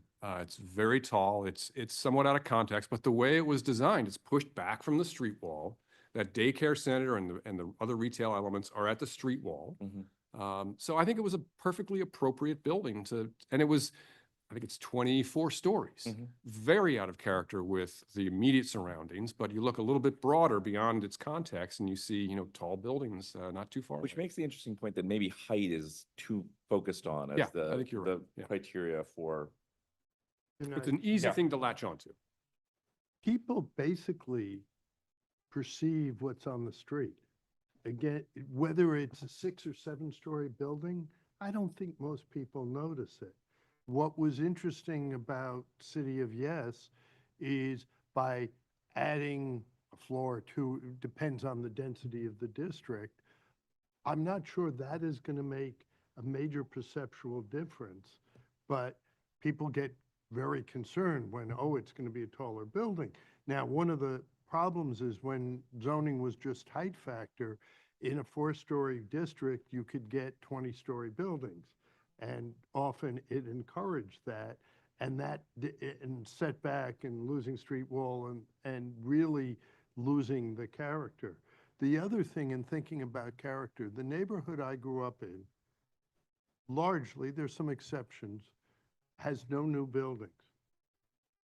But the only 2 commercial spaces within probably a 5 to 10 block radius is there's still a pizza parlor and there's still a coffee shop, which everything else is different.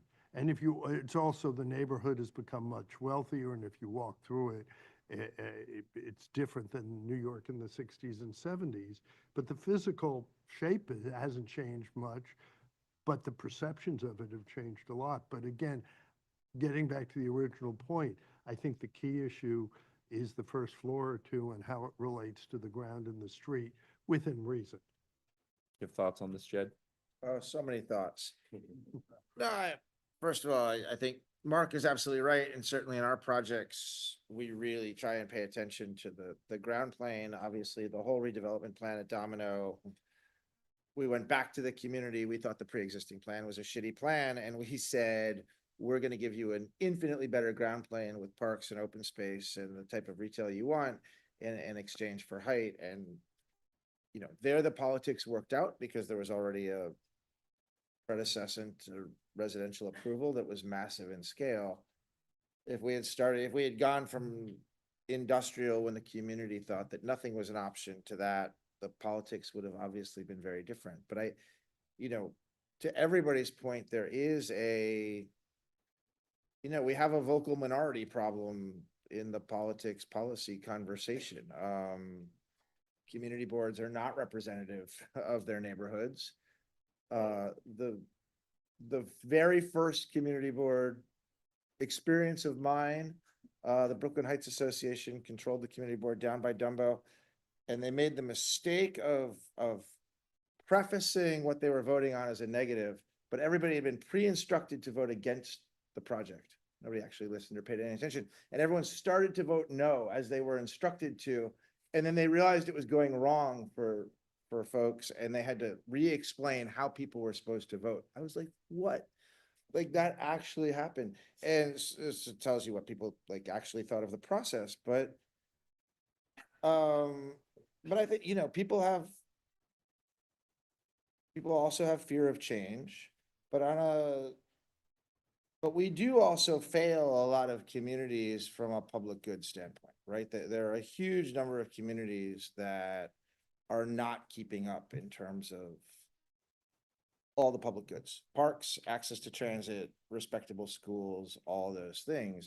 And then, so those conversations get inextricably intertwined with singular development proposals where government or all the other actors are not doing our jobs to give the community the benefits that should be coming along with the negative externalities of development. Sure. And sometimes those things it get was good overlooked. to see Dan talk about the capital investments that are tied to City of Yes to at least help with some of those infrastructure needs.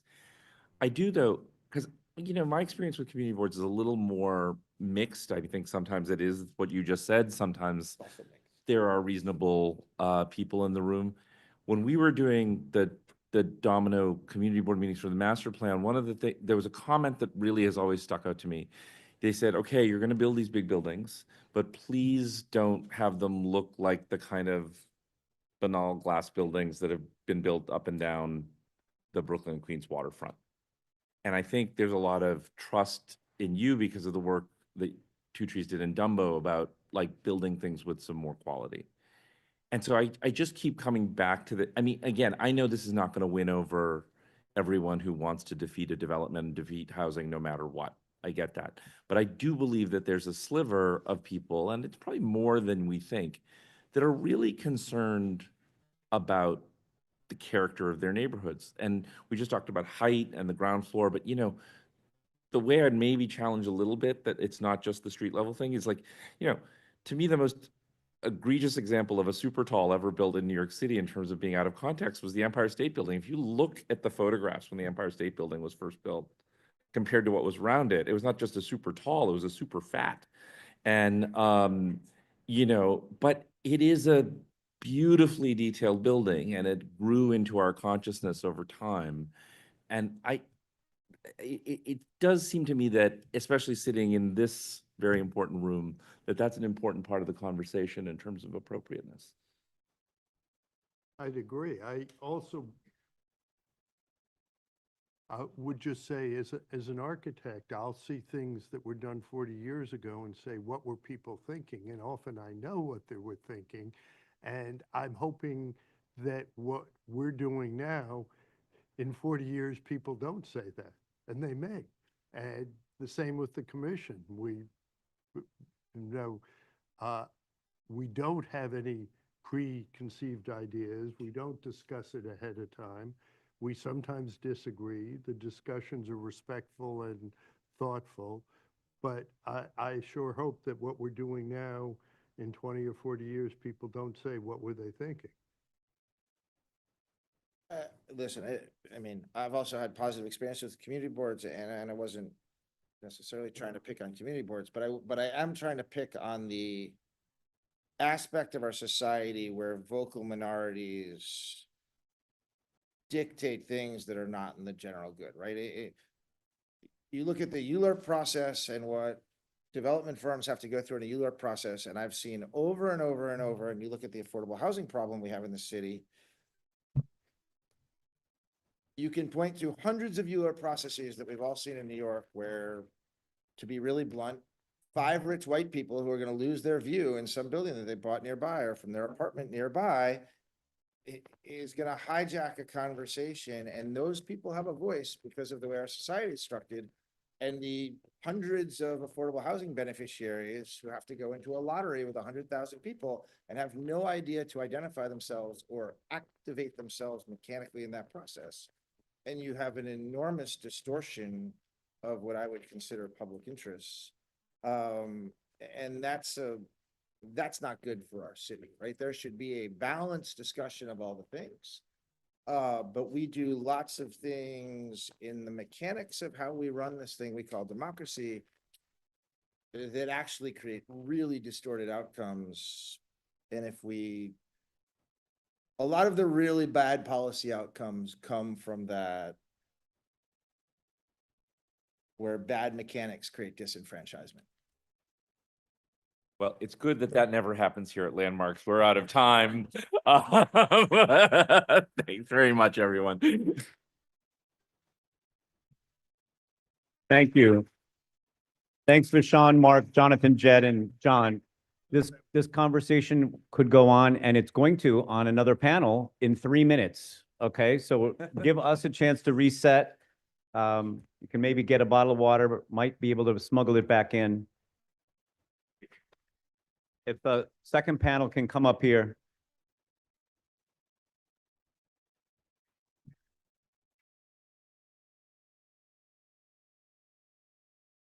All right, if let's all bring ourselves back to order as much as we can. You want to take a seat? Sitting over by the open windows is quite lovely. And we've decided that we're going to keep the blinds open for the presentation, since this is such a charming room with the sun and looking over City Hall Park. So Lisa, are we good with the Zoom going? Great. Okay. So we're going to have our second conversation, New Architecture in Historic Context. And our presenters are Stephen Chu, Principal Ennead Architects and LPC Commissioner, Morris Adjemi, founder of Morris Adjemi Architects, Vishan Chakrabarti, founder and creative director of Practice for Architecture and Urbanism, doing double duty today, Ann Holford Smith, partner, PBDW Architects and former LPC Commissioner, and Annabelle Seldorf. Hi, Annabelle. Principal Seldorf Architects.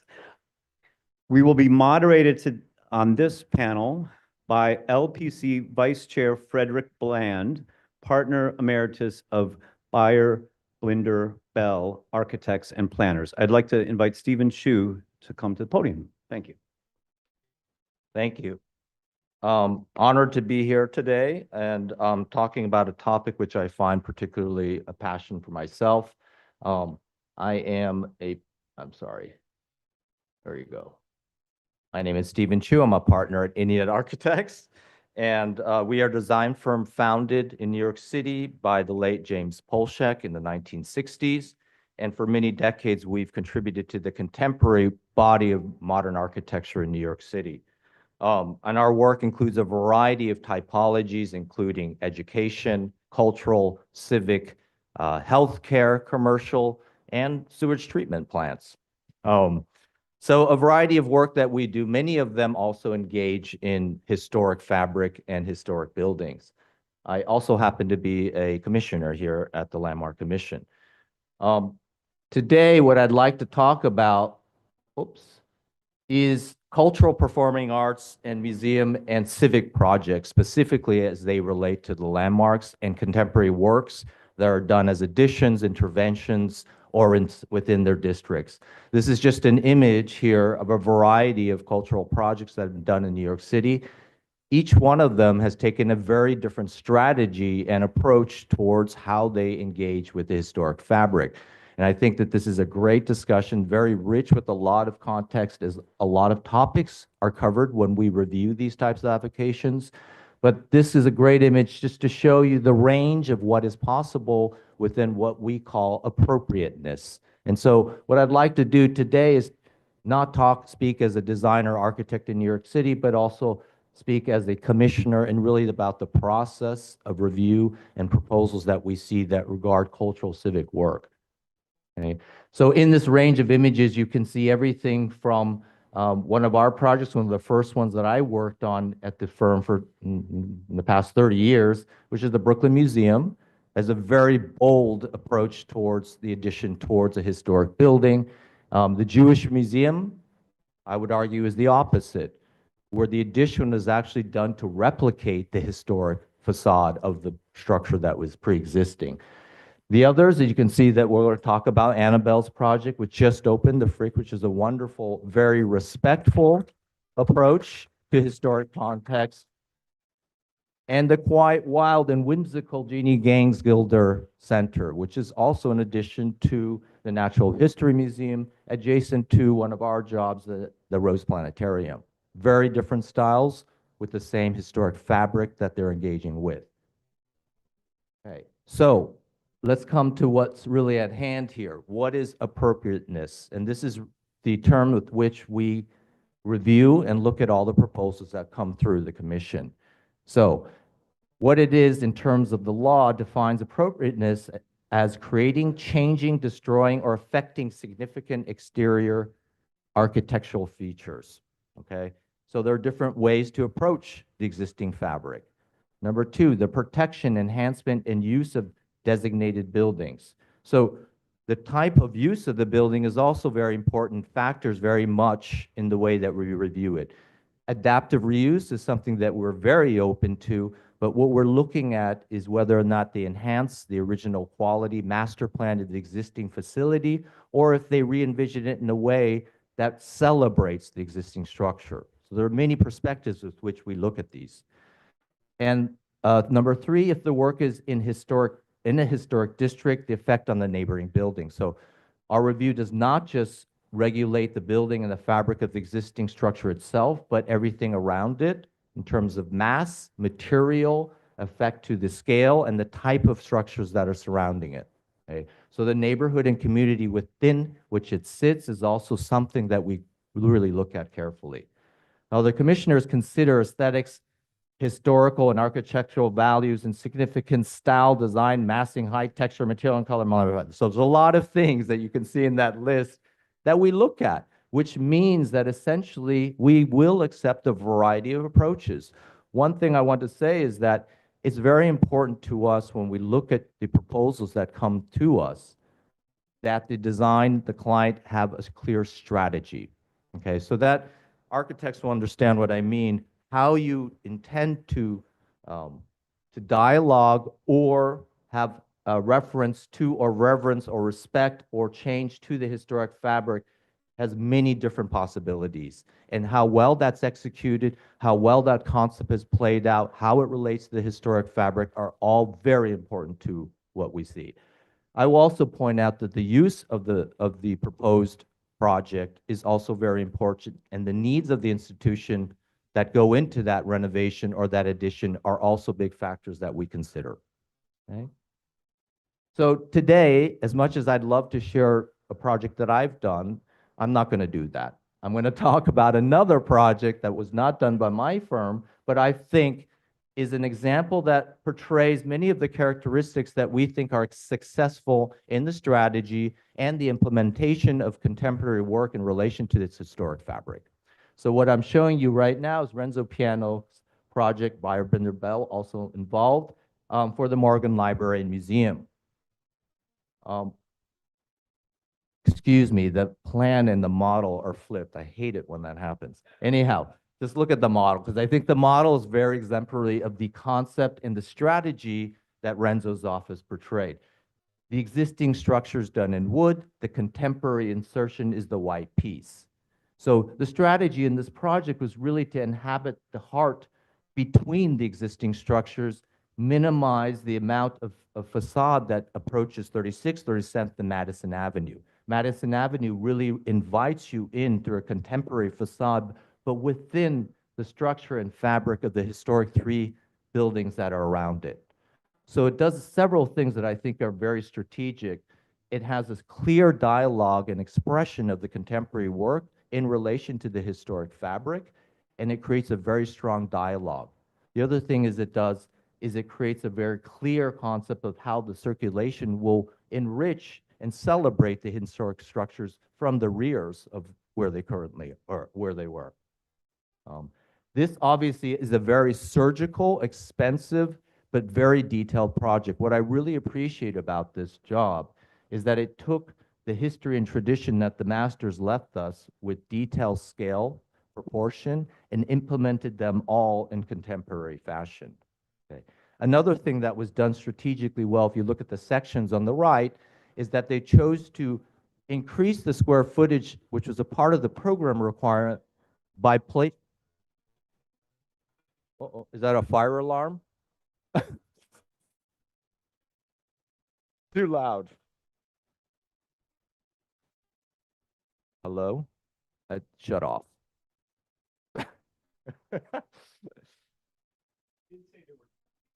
Oh, really? Can you hear me if I continue? Okay. So I was just saying that a very strategic move was to bury more of the program below grade than above grade. So what that did is reduce the scale of the modern insertions that were placed and made them more minimal from street view on the outside. At the same time, it really re-envisioned that space in the middle and created a magnet for you to be drawn in from the existing exterior. It's not working, right? Okay, I'm just going to show you a couple views of the interior and the exterior. This is Madison Avenue. As you can see, an unabashed approach at modern facade, contemporary, inviting you in. But again, you see that there's a sense of scale, proportion, and texture that relate to the historic details. There are other areas that don't invite you in, but they sit in the backdrop so that together, whether it be in the day or in the evening, lighting effects, the composition is always enriching and respecting the historic that is around it, while accenting the new life that was brought into the inner court. The inside space, instead of it being a dark interior, was celebrated with light, bringing more light into the existing structures, and this fine weaving of contemporary and historic come together in this beautiful space. Also creates a circulation path and atrium that you can move from one to the other in a way that you never could before. The views to the out. continue to celebrate the exterior and the city outside while celebrating the unique space that was created on the interior. Okay, and finally, I'm going to make this quick. A great sense, again, I'm showing this image because the traditional library is one of the greatest pieces that we have, and it's being protected. But Renzo's office really took care, as I said before, about craft. To me, craft is a very important aspect in all the architecture that we review. We expect there to be a sensibility to it, and I think that that's one of the elements of modern architecture that engages the historic, that needs to keep going into the future. In contemporary ways, bring back the sense of light, bring sense of proportion, human scale, and beauty within that spaces that they create. Thank you.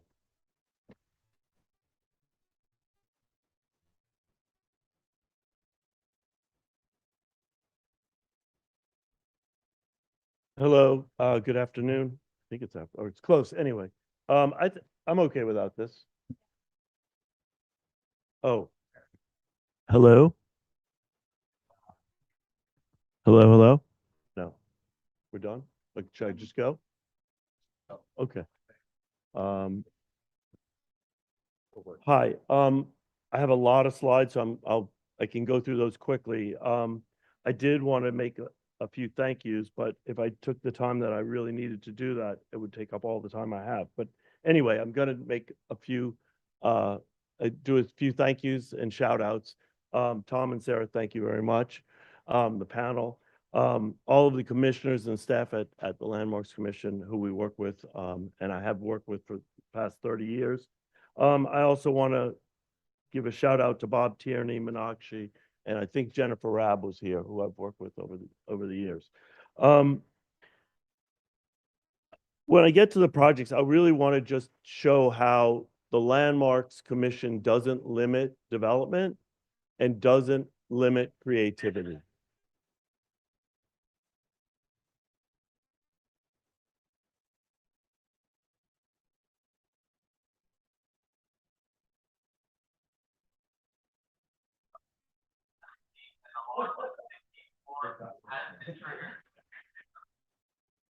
That's good.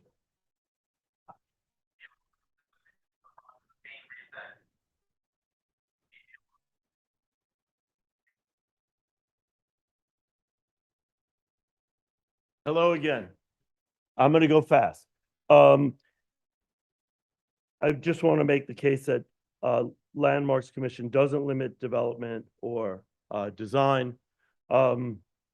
And I think Brian Hogg, who was at the commission many years ago, made the point of just look at the difference between 6th Avenue below 23rd Street and above 23rd Street. And the development wasn't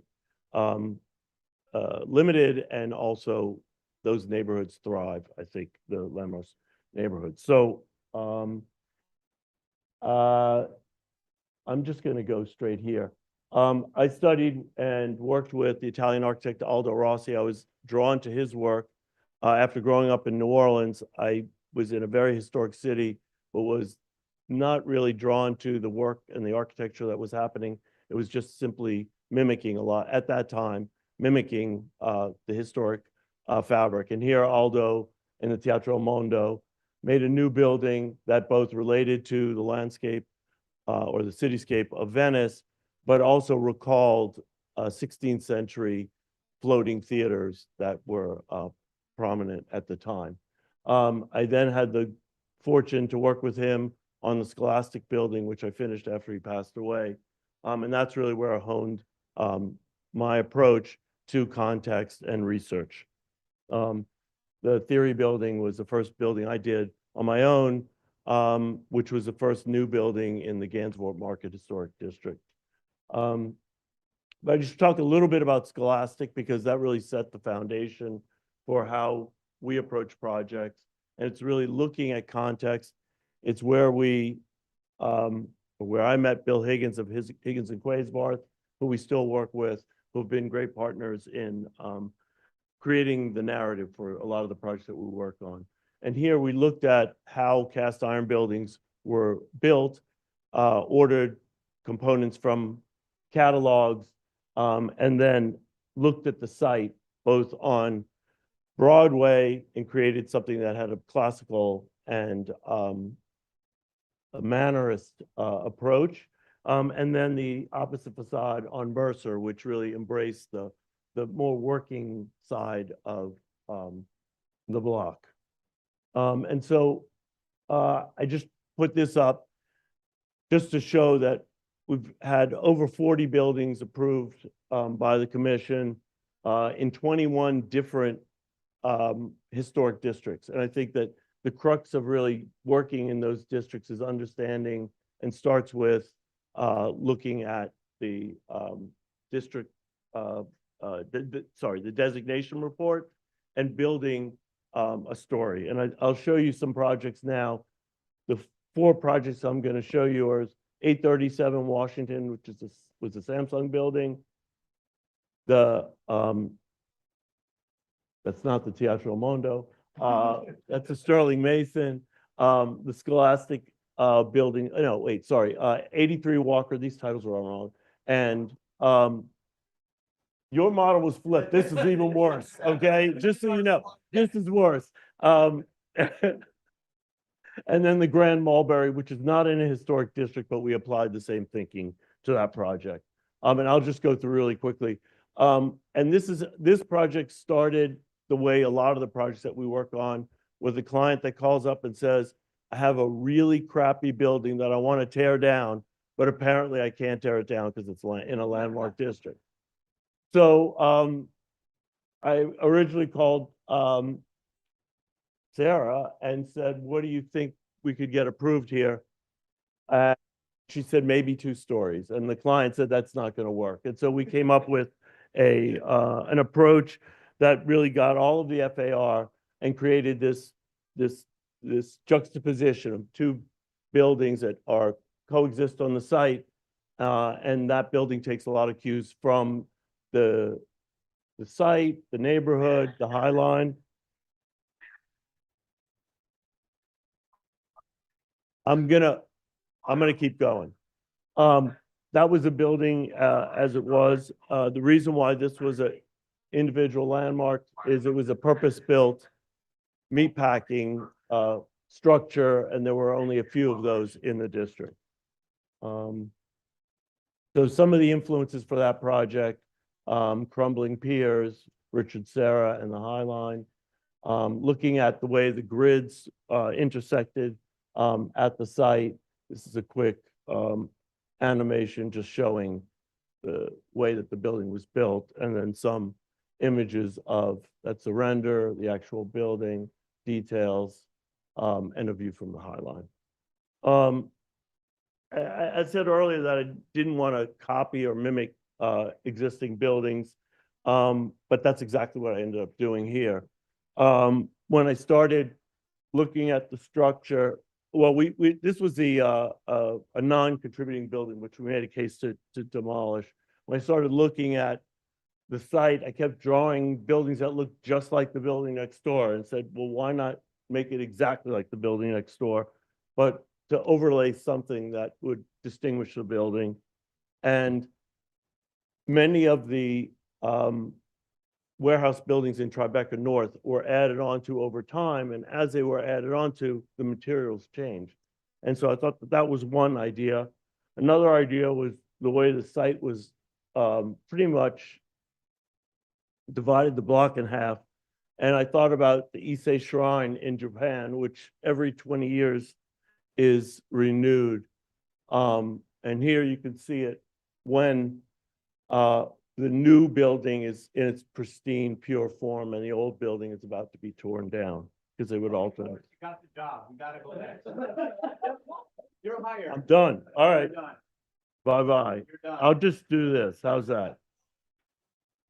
Oh my God, I couldn't imagine there were more. Let's go. All right. I got to get it through.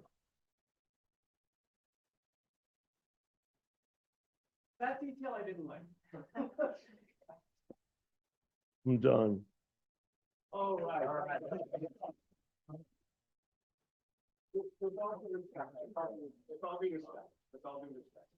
I'm gonna go super quick, pretend I'm a different person than the person you saw this morning. Policy hat versus architect hat. And it's great to watch your client present your project. So I just go quickly through this. I'm not actually not even going to talk about that. Jed talked about Domino. It's been a great journey on this project. There's other great designers involved. Field operations, the landscape architect, Annabelle, did a beautiful tower there. The building was built in the 1880s, and it was built in 3 phases, and none of the windows lined up like other buildings that we've talked about this morning. And Jed called me, and this is our drawing. Jed just took our name off of it. Bless that crazy man. So the building was a machine for refining sugar.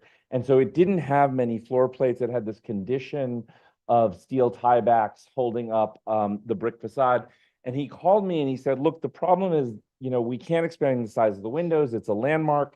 And, there were numerous other issues with the building in terms of getting light in and getting normal floors. And I drew this while I was on the phone with him. And I said, Jed, I think you need to build a building inside the building in terms of solving this problem. And so that was the historic condition. What I really wanted to talk about with these couple of minutes is the process we went through with LPC, because I think it made the building better. And what I really enjoyed about it was it was truly an intellectual conversation about architecture, which is a rare thing that architects don't get to do that often.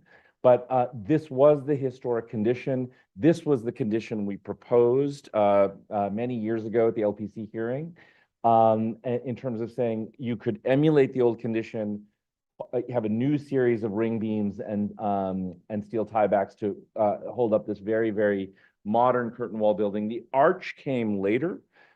This was a response to the American round arch style. There was an earlier building on this site that had burned down. Many of the old factory buildings burned down because they had a wooden lintel holding up the brick. There'd be a fire, the wooden lintel would catch fire, the building would collapse. So that brick arch was actually a fire retardance device, which we found really fascinating. And it just kept coming back to, I was like Richard Dreyfuss in Close Encounters, and just kept drawing it over and over and over again.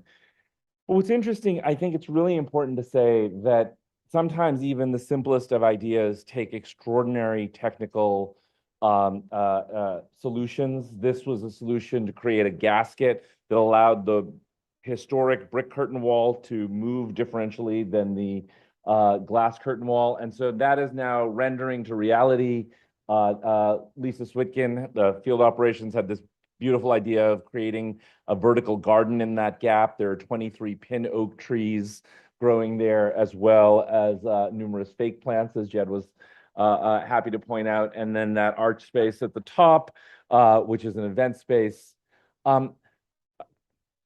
What's life at Landmarks without talking about Gottfried Semper?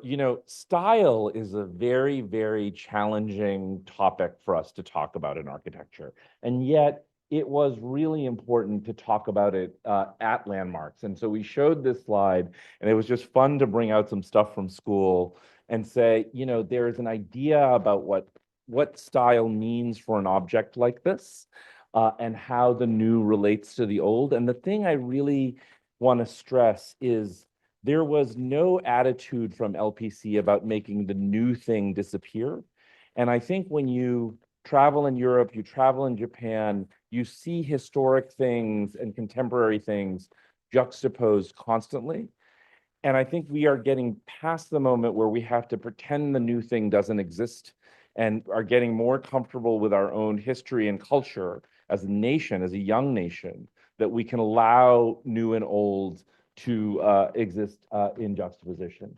And then lastly, just another great thing, in addition to Landmarks allowing us to take out the glass of the building, much of which was not original, much of which was broken, was to allow us to drop the windows on the ground floor to door height in order to have this very big muscular building have porosity to the beautiful park system around it.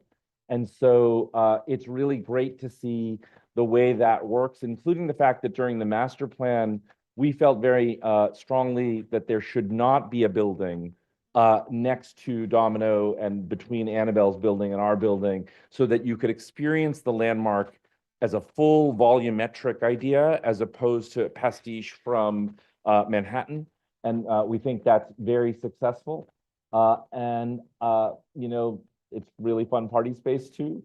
And so the last thing I would just say is I think in a moment when our cities are growing, and you don't know when you land in an airport whether you're in Shanghai or Mumbai or Dubai because it's the same blue glass building with the same Starbucks in the bottom, that this was proof to me that cities can change and pull history and narrative forward with it in a way that a community can celebrate and that good government actually promotes. Thank you.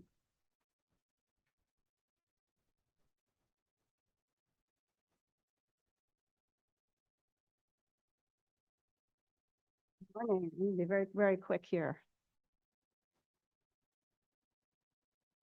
Hello, I'm Ann Holford Smith. I'm partner at PBDW Architects, and I was a landmarks commissioner for 5 years. I'm just going to show you 3 of our projects that are kind of different in scale and a little bit different in approach, all new buildings in historic contexts. You may have seen this recently. This is the Powerhouse Arts in Gowanus. We did this project in conjunction with Herzog and de Meuron. The existing building it was originally a power plant for the Brooklyn Rapid Transit. It had been abandoned for decades and was squatters lived there. They called it the Bat Cave, a lot of graffiti. The client who purchased it wanted to use it for the manufacturing, which was historically the use of the area in Gowanus. And so his program was to put in manufacturing for local artisans. And so the project consisted of the restoration, sort of more really rehabilitation, stabilization of the existing, the turbine hall, and then the addition of the new building to emulate the form of the original boiler house. So to sort of bring it back to its original form, but to sort of incorporate those 2 spaces together and to use it for manufacturing for local artisans. So you see on the right, images of the original turbine hall that had sort of been the focus of all the squatters and graffiti, and we maintained all of it as much as we could of that original fabric. And sort of inserted new structure into it to make it use as a performance and event space. And then the new building holds a lot of the actual workshops. And so it's trying to maintain the industrial use. And when this project started, there was really nothing going on in Gowanus. And now I'm sure everyone knows that there are residential buildings popping up all around it. And then for something very different that we designed for the Poly Prep Lower School in Brooklyn, it was the original 19th century mansion that had been used by the school. They wanted to expand, and they had a sort of courtyard space between the school and the row houses that were next to it. So we took advantage of that space and to insert a new addition.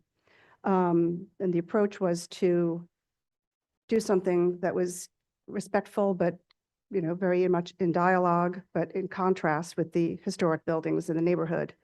So we used the coloration of the limestone to relate back to the mansion, took some of the cues of the gridded windows and sort of the texture and scale of the mansion and translated that into the new addition.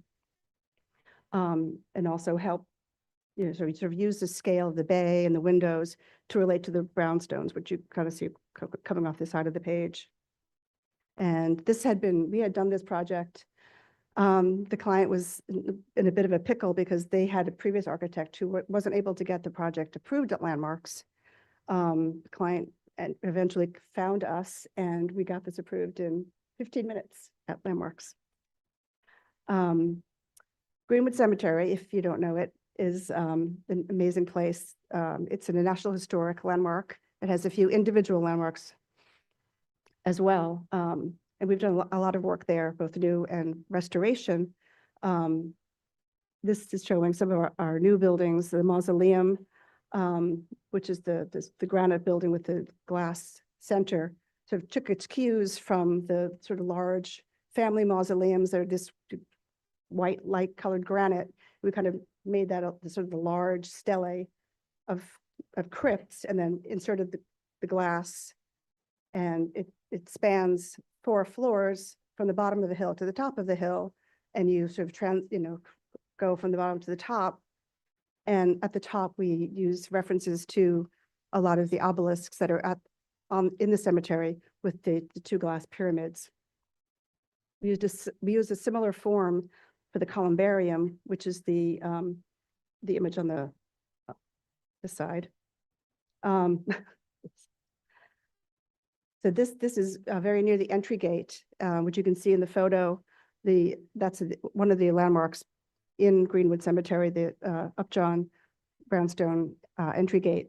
And we sort of tried to ameliorate our modern building with the historic buildings there, and to use the sort of the skylight shape to sort of harken back to the spires of the entrance gate. And then lastly, at the chapel addition, we doubled the size of their chapel, and we were able to do a new facade, which in the upper right, unfortunately, the image is kind of washed out, but that is actually brownstone. So this building is placed between the entry gate and the columbarium. And so that kind of bridges the two, from the brownstone entry gate, the brownstone facade, and then the columbarium at Greenwood.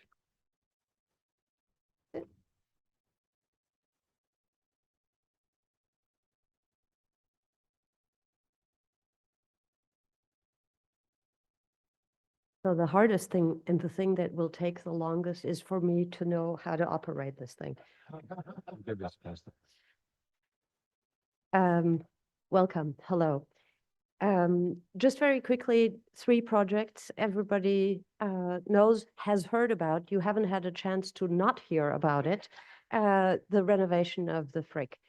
Showing 3 projects that I'm extremely proud of, that all were very, very closely working with landmarks. And I've had the pleasure over the many years, I said this to Sarah the other day, we've worked together for practically a lifetime. And I thank you for that. It's been a ride. The Frick, everybody knows the Frick, and everybody claims the Frick as their own. Nevertheless, after 80 or 90 years, renovations and this extension was really very, very necessary. In many ways, I think people in the city of New York and in the world were worried about what could happen. I always wondered, why would they be worried? I love this museum, every bit as much as everybody else did. And together with landmarks, Sarah and Meenakshi guiding us every step along the way, we were able to produce an extension to the rear of the 71st Street Library by John Russell Pope, and an extension over what was the old music room. I stay here for this long only to point out to you that it was a very thin addition that would have appeared as an excessively wide building. So we employed this device of the so-called link to articulate the 2 different volumes, one as the rear of the library and the other as a sibling to the other above what is now special exhibitions. These additions were extremely necessary because of all of the work we were doing in the interior, most notably making the 2nd floor accessible to the public. And that, of course, is a really amazing benefit, but it also gave us an opportunity to make the rear of the 71st Street Library much, much nicer. So here you see how these 2 these 2 volumes, so to speak, frame the celebrated garden. And that garden has gotten much, much better. No more leaking ponds, and an auditorium below it to boot.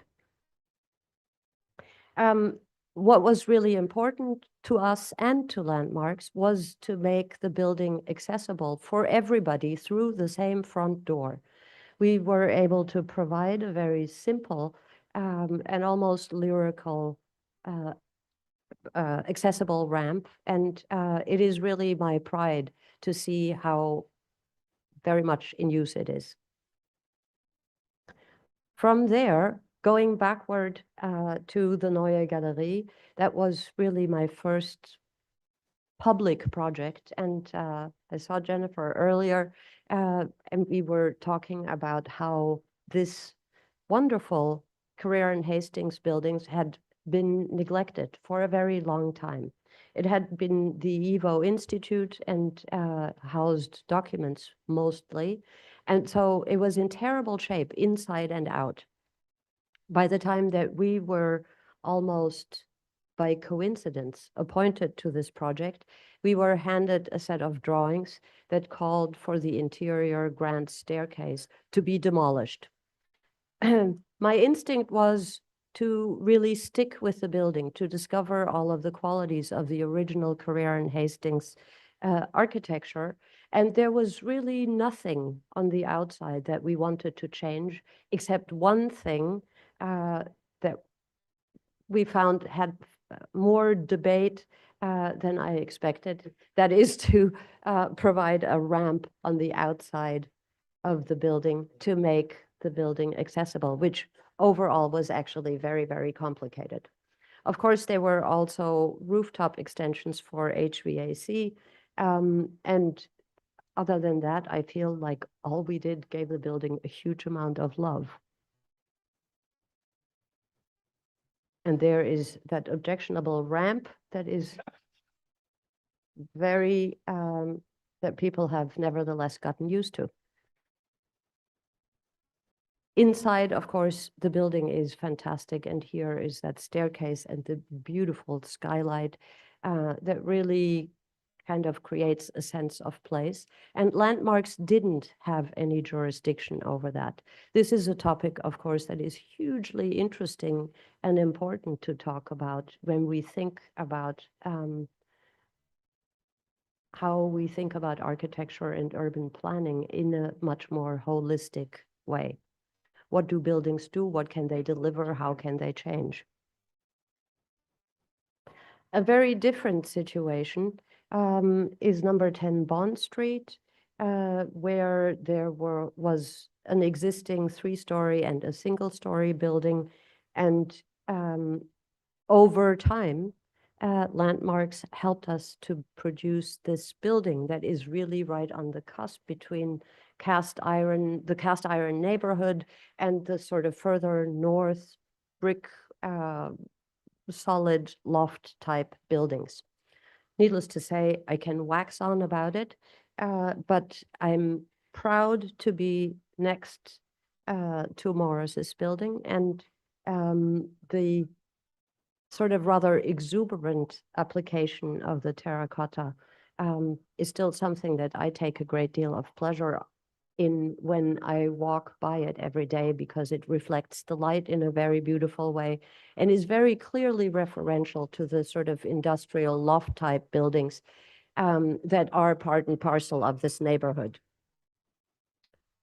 One more just to say goodbye. Thank you.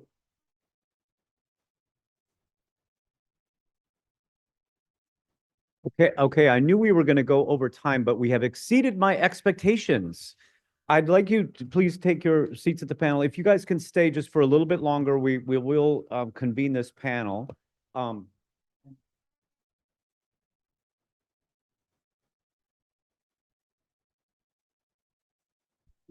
Okay, just checking in on someone who has now canceled their other thing to be with us. So that's very great, Annabelle. While they're taking their seats, I want to say that it's interesting to sit behind that group while the others are presenting, and I will tell you later what they were saying about the presenters. Fred, please. Thank you. Am I going? You ready? Thank you. we are way behind time. I will try to moderate a fast discussion based on a lot of good stuff that's already been discussed that I thought maybe I would prompt. I don't need to, because so much of it has been talked about in their presentations.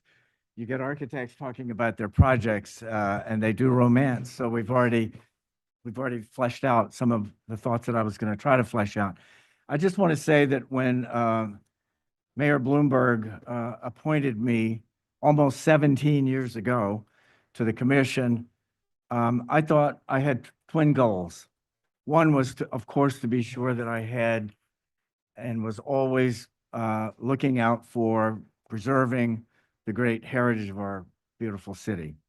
But secondly, I also thought, as a design architect myself, I wanted to be sure that New York and its historic districts and its historic buildings were safe, let's say, safe for contemporary architecture, that it was appropriate to have contemporary architecture, not just replicative architecture in our city. And there were times at which I thought maybe that was at risk. Times I think it is, but I don't think so anymore. So let me, with this incredible panel of really friends, but also experts who have come before the commission, as was proved many times successfully, demonstrating how to do this, how to create in a historic district an appropriate new building or an addition to an existing building, either in a historic district or on its own as an individual landmark. It's been touched on already. All of these topics have really been touched on and illustrated, I think, by many of the projects we've just seen.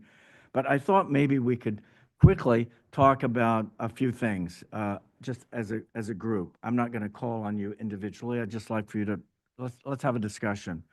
But I thought it would be an important thing to talk about your notion when you're designing. How do you come to what's appropriate? What does that mean to you? I think we've seen that to some degree already.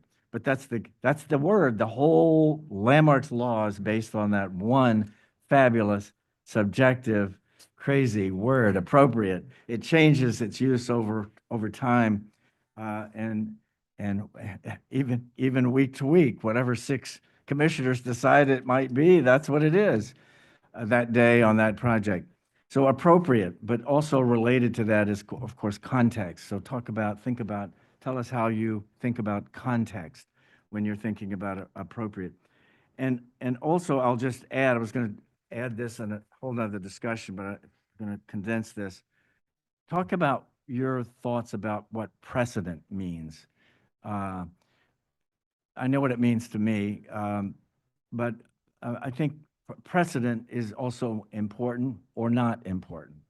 So, Annabelle, I know that you were going to leave, and I was going to call on you first, but now you've said you're not leaving, so she's canceled something that's less important. Bitter end. Well, the bitter end is going to be so quickly, you don't know what's happening. But why don't you take a shot at some of those ideas? And by the way, I did want to add a few other things just to prompt. Would the commission ever have, do you think the commission could ever approve today the Guggenheim Museum, breaking all precedent of context on the Upper East Side on Fifth Avenue? What do you think about the Hearst Tower? Norman Foster's great, huge tower plopped on top of a 1928 building by Joseph Urban. The Jewish Museum has already been shown. You know, you might talk about replication versus absolutely the opposite. And what about those super talls that we as a commission approved, which I sometimes wonder if we did the right thing. But our city is changing, and it's changing quickly. And sometimes I look at the new skyline and I think it's actually pretty great. So I know that's not a popular thought, but Annabelle, take it away and do whatever you want, and just flow in with the conversation. A dance move. So to begin with, I think what is important to think about is that you can't invent anything, right? Everything is one way or the other based on something that already exists and therefore sets up a kind of precedent. Having said that, I believe that how we come to clarity in an architectural concept has to do with wayfinding. And that's wayfinding in your mind's eye, the things you have seen, the things that you have experienced. And I think we rarely speak about how important the experience of architecture is and how it delivers something that is sort of less tangible than the material, the form, or everything else. And so to me, the precedent is important in as much as I circle in on the matter and I find as much evidence, as much proof, as much detail as I possibly can in order to create an argument. And that argument always includes precedent. Hopefully, it then goes beyond that to create something that has its own identity. And in the context of preservation and landmarks, I would say common sense should be a part of it. Take it over, anybody. I'll dive in. So the slide I flew by, the first slide, was a Paul Klee painting, Angelus Novellis, and it was paired with a Walter Benjamin quote, history is an angel being blown backwards into the future. And it's kind of a Rosetta Stone for me, because I think one of our most fundamental kind of challenges as a species, as a culture, is the way we wrestle with history. And we often talk about history as a very positive thing, but you know, there's all sorts of ways in which history is abused. We all know that. Make America Great Again is by itself a commentary on how you think about history.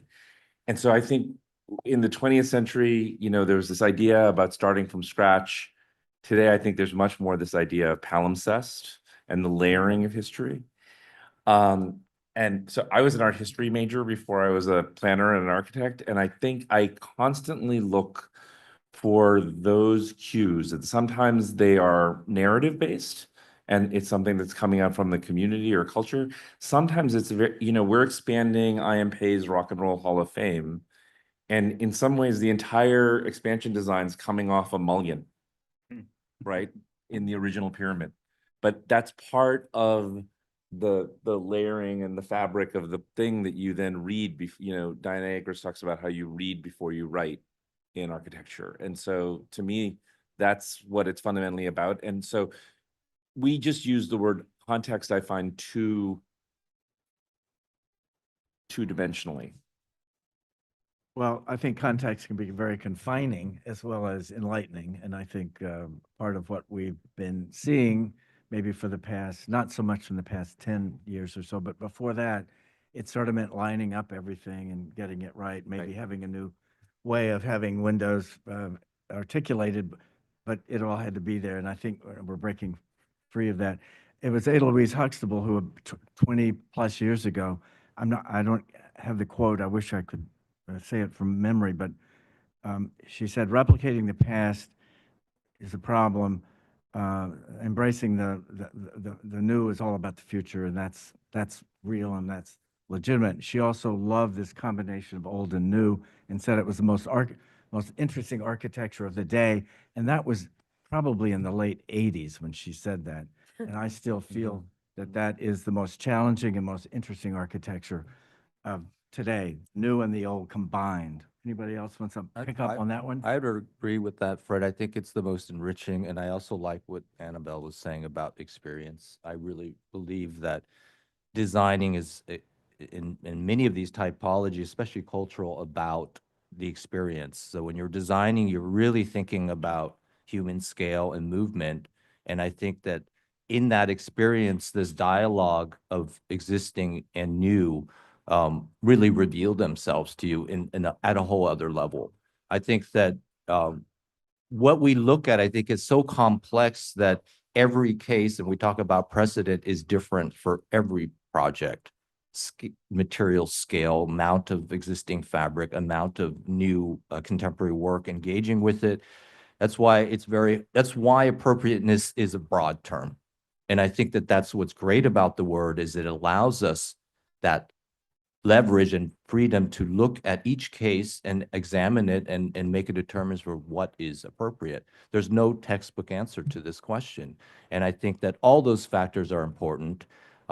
Fred, what you said is really interesting.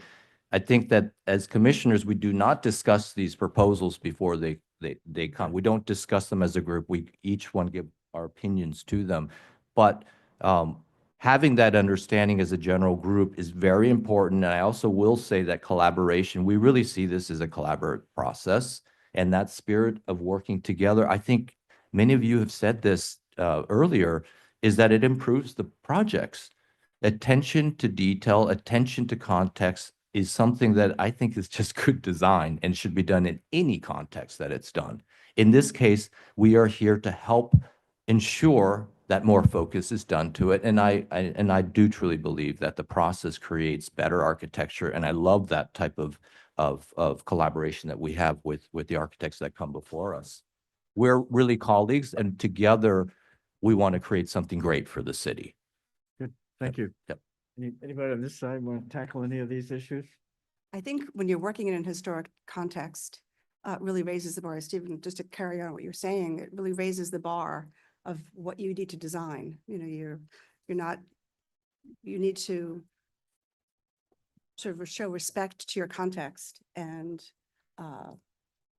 take cues from it. Obviously, I think most of us don't want to do replicative architecture, but we look at the existing features and we try to reinterpret those and add sort of new layers to the story, so that when someone's walking down the street and they see this new building, hopefully they can understand what the architect was thinking in terms of why did they make that decision in putting that window there or choosing that material.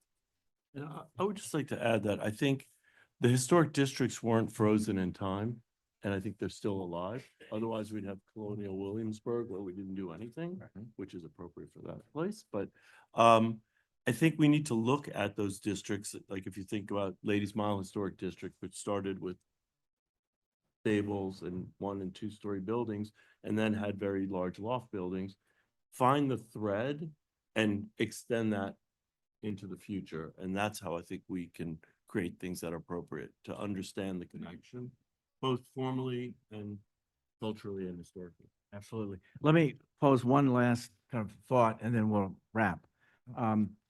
I've sometimes maybe a little bit at odds with staff on this issue, but my thought is that when you combine new and old, it's not always like a rooftop addition that doesn't call attention to itself. That's a term that we use a lot, overused in my judgment. And maybe it's appropriate at times when it should be used that way.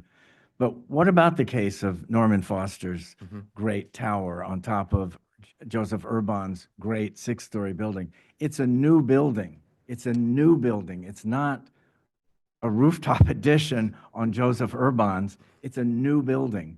And I think, I think the commission and just culturally, we should get over the fact that it shouldn't be too assertive, that we, shouldn't call attention to itself.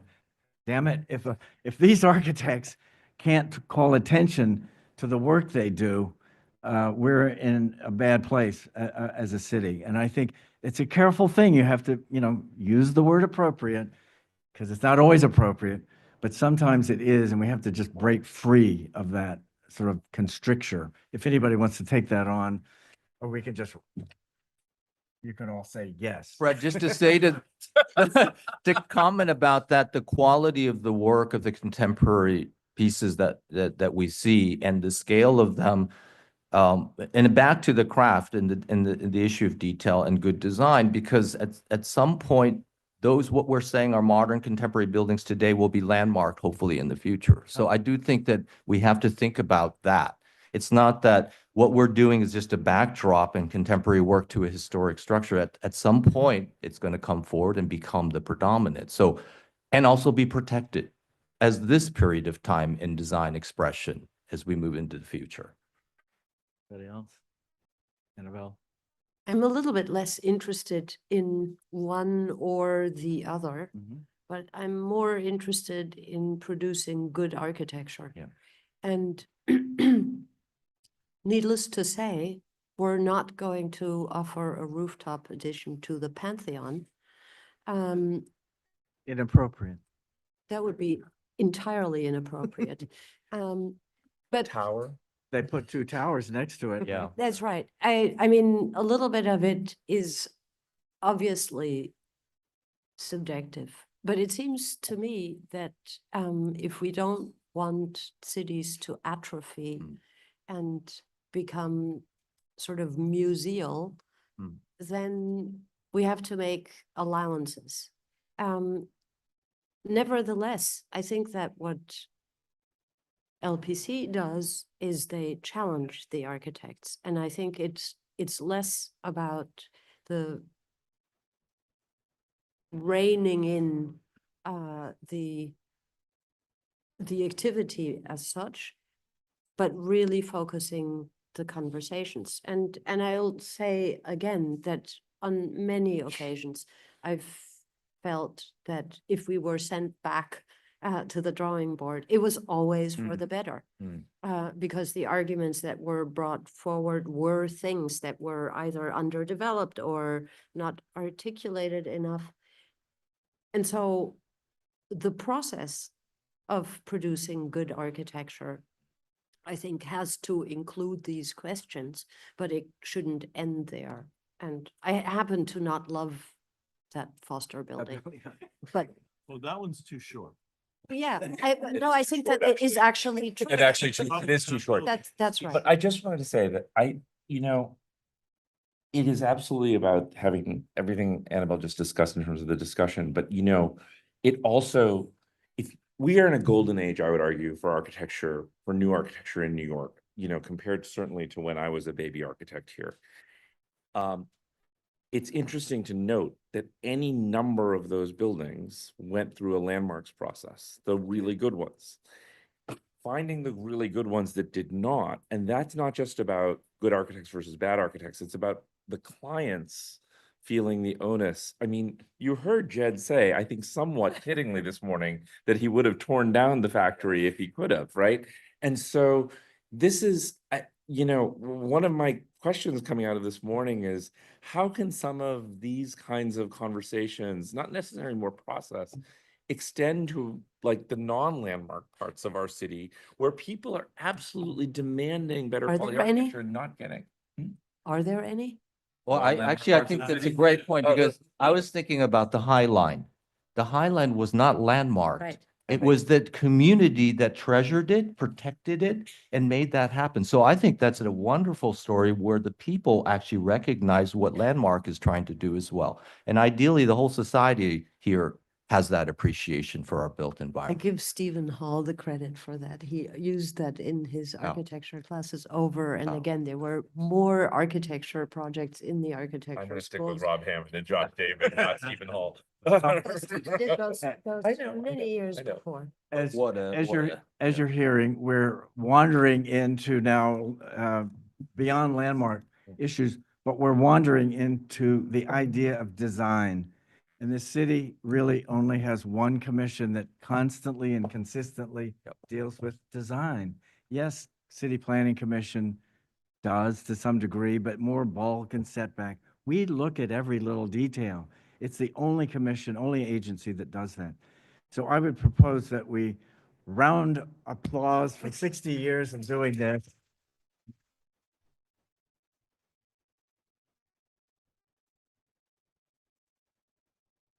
Thanks, Fred, for leading that last panel. We did it, all panelists, moderators, Alfonso, Dan, Sarah, and your team here. Appreciate all of the hard work.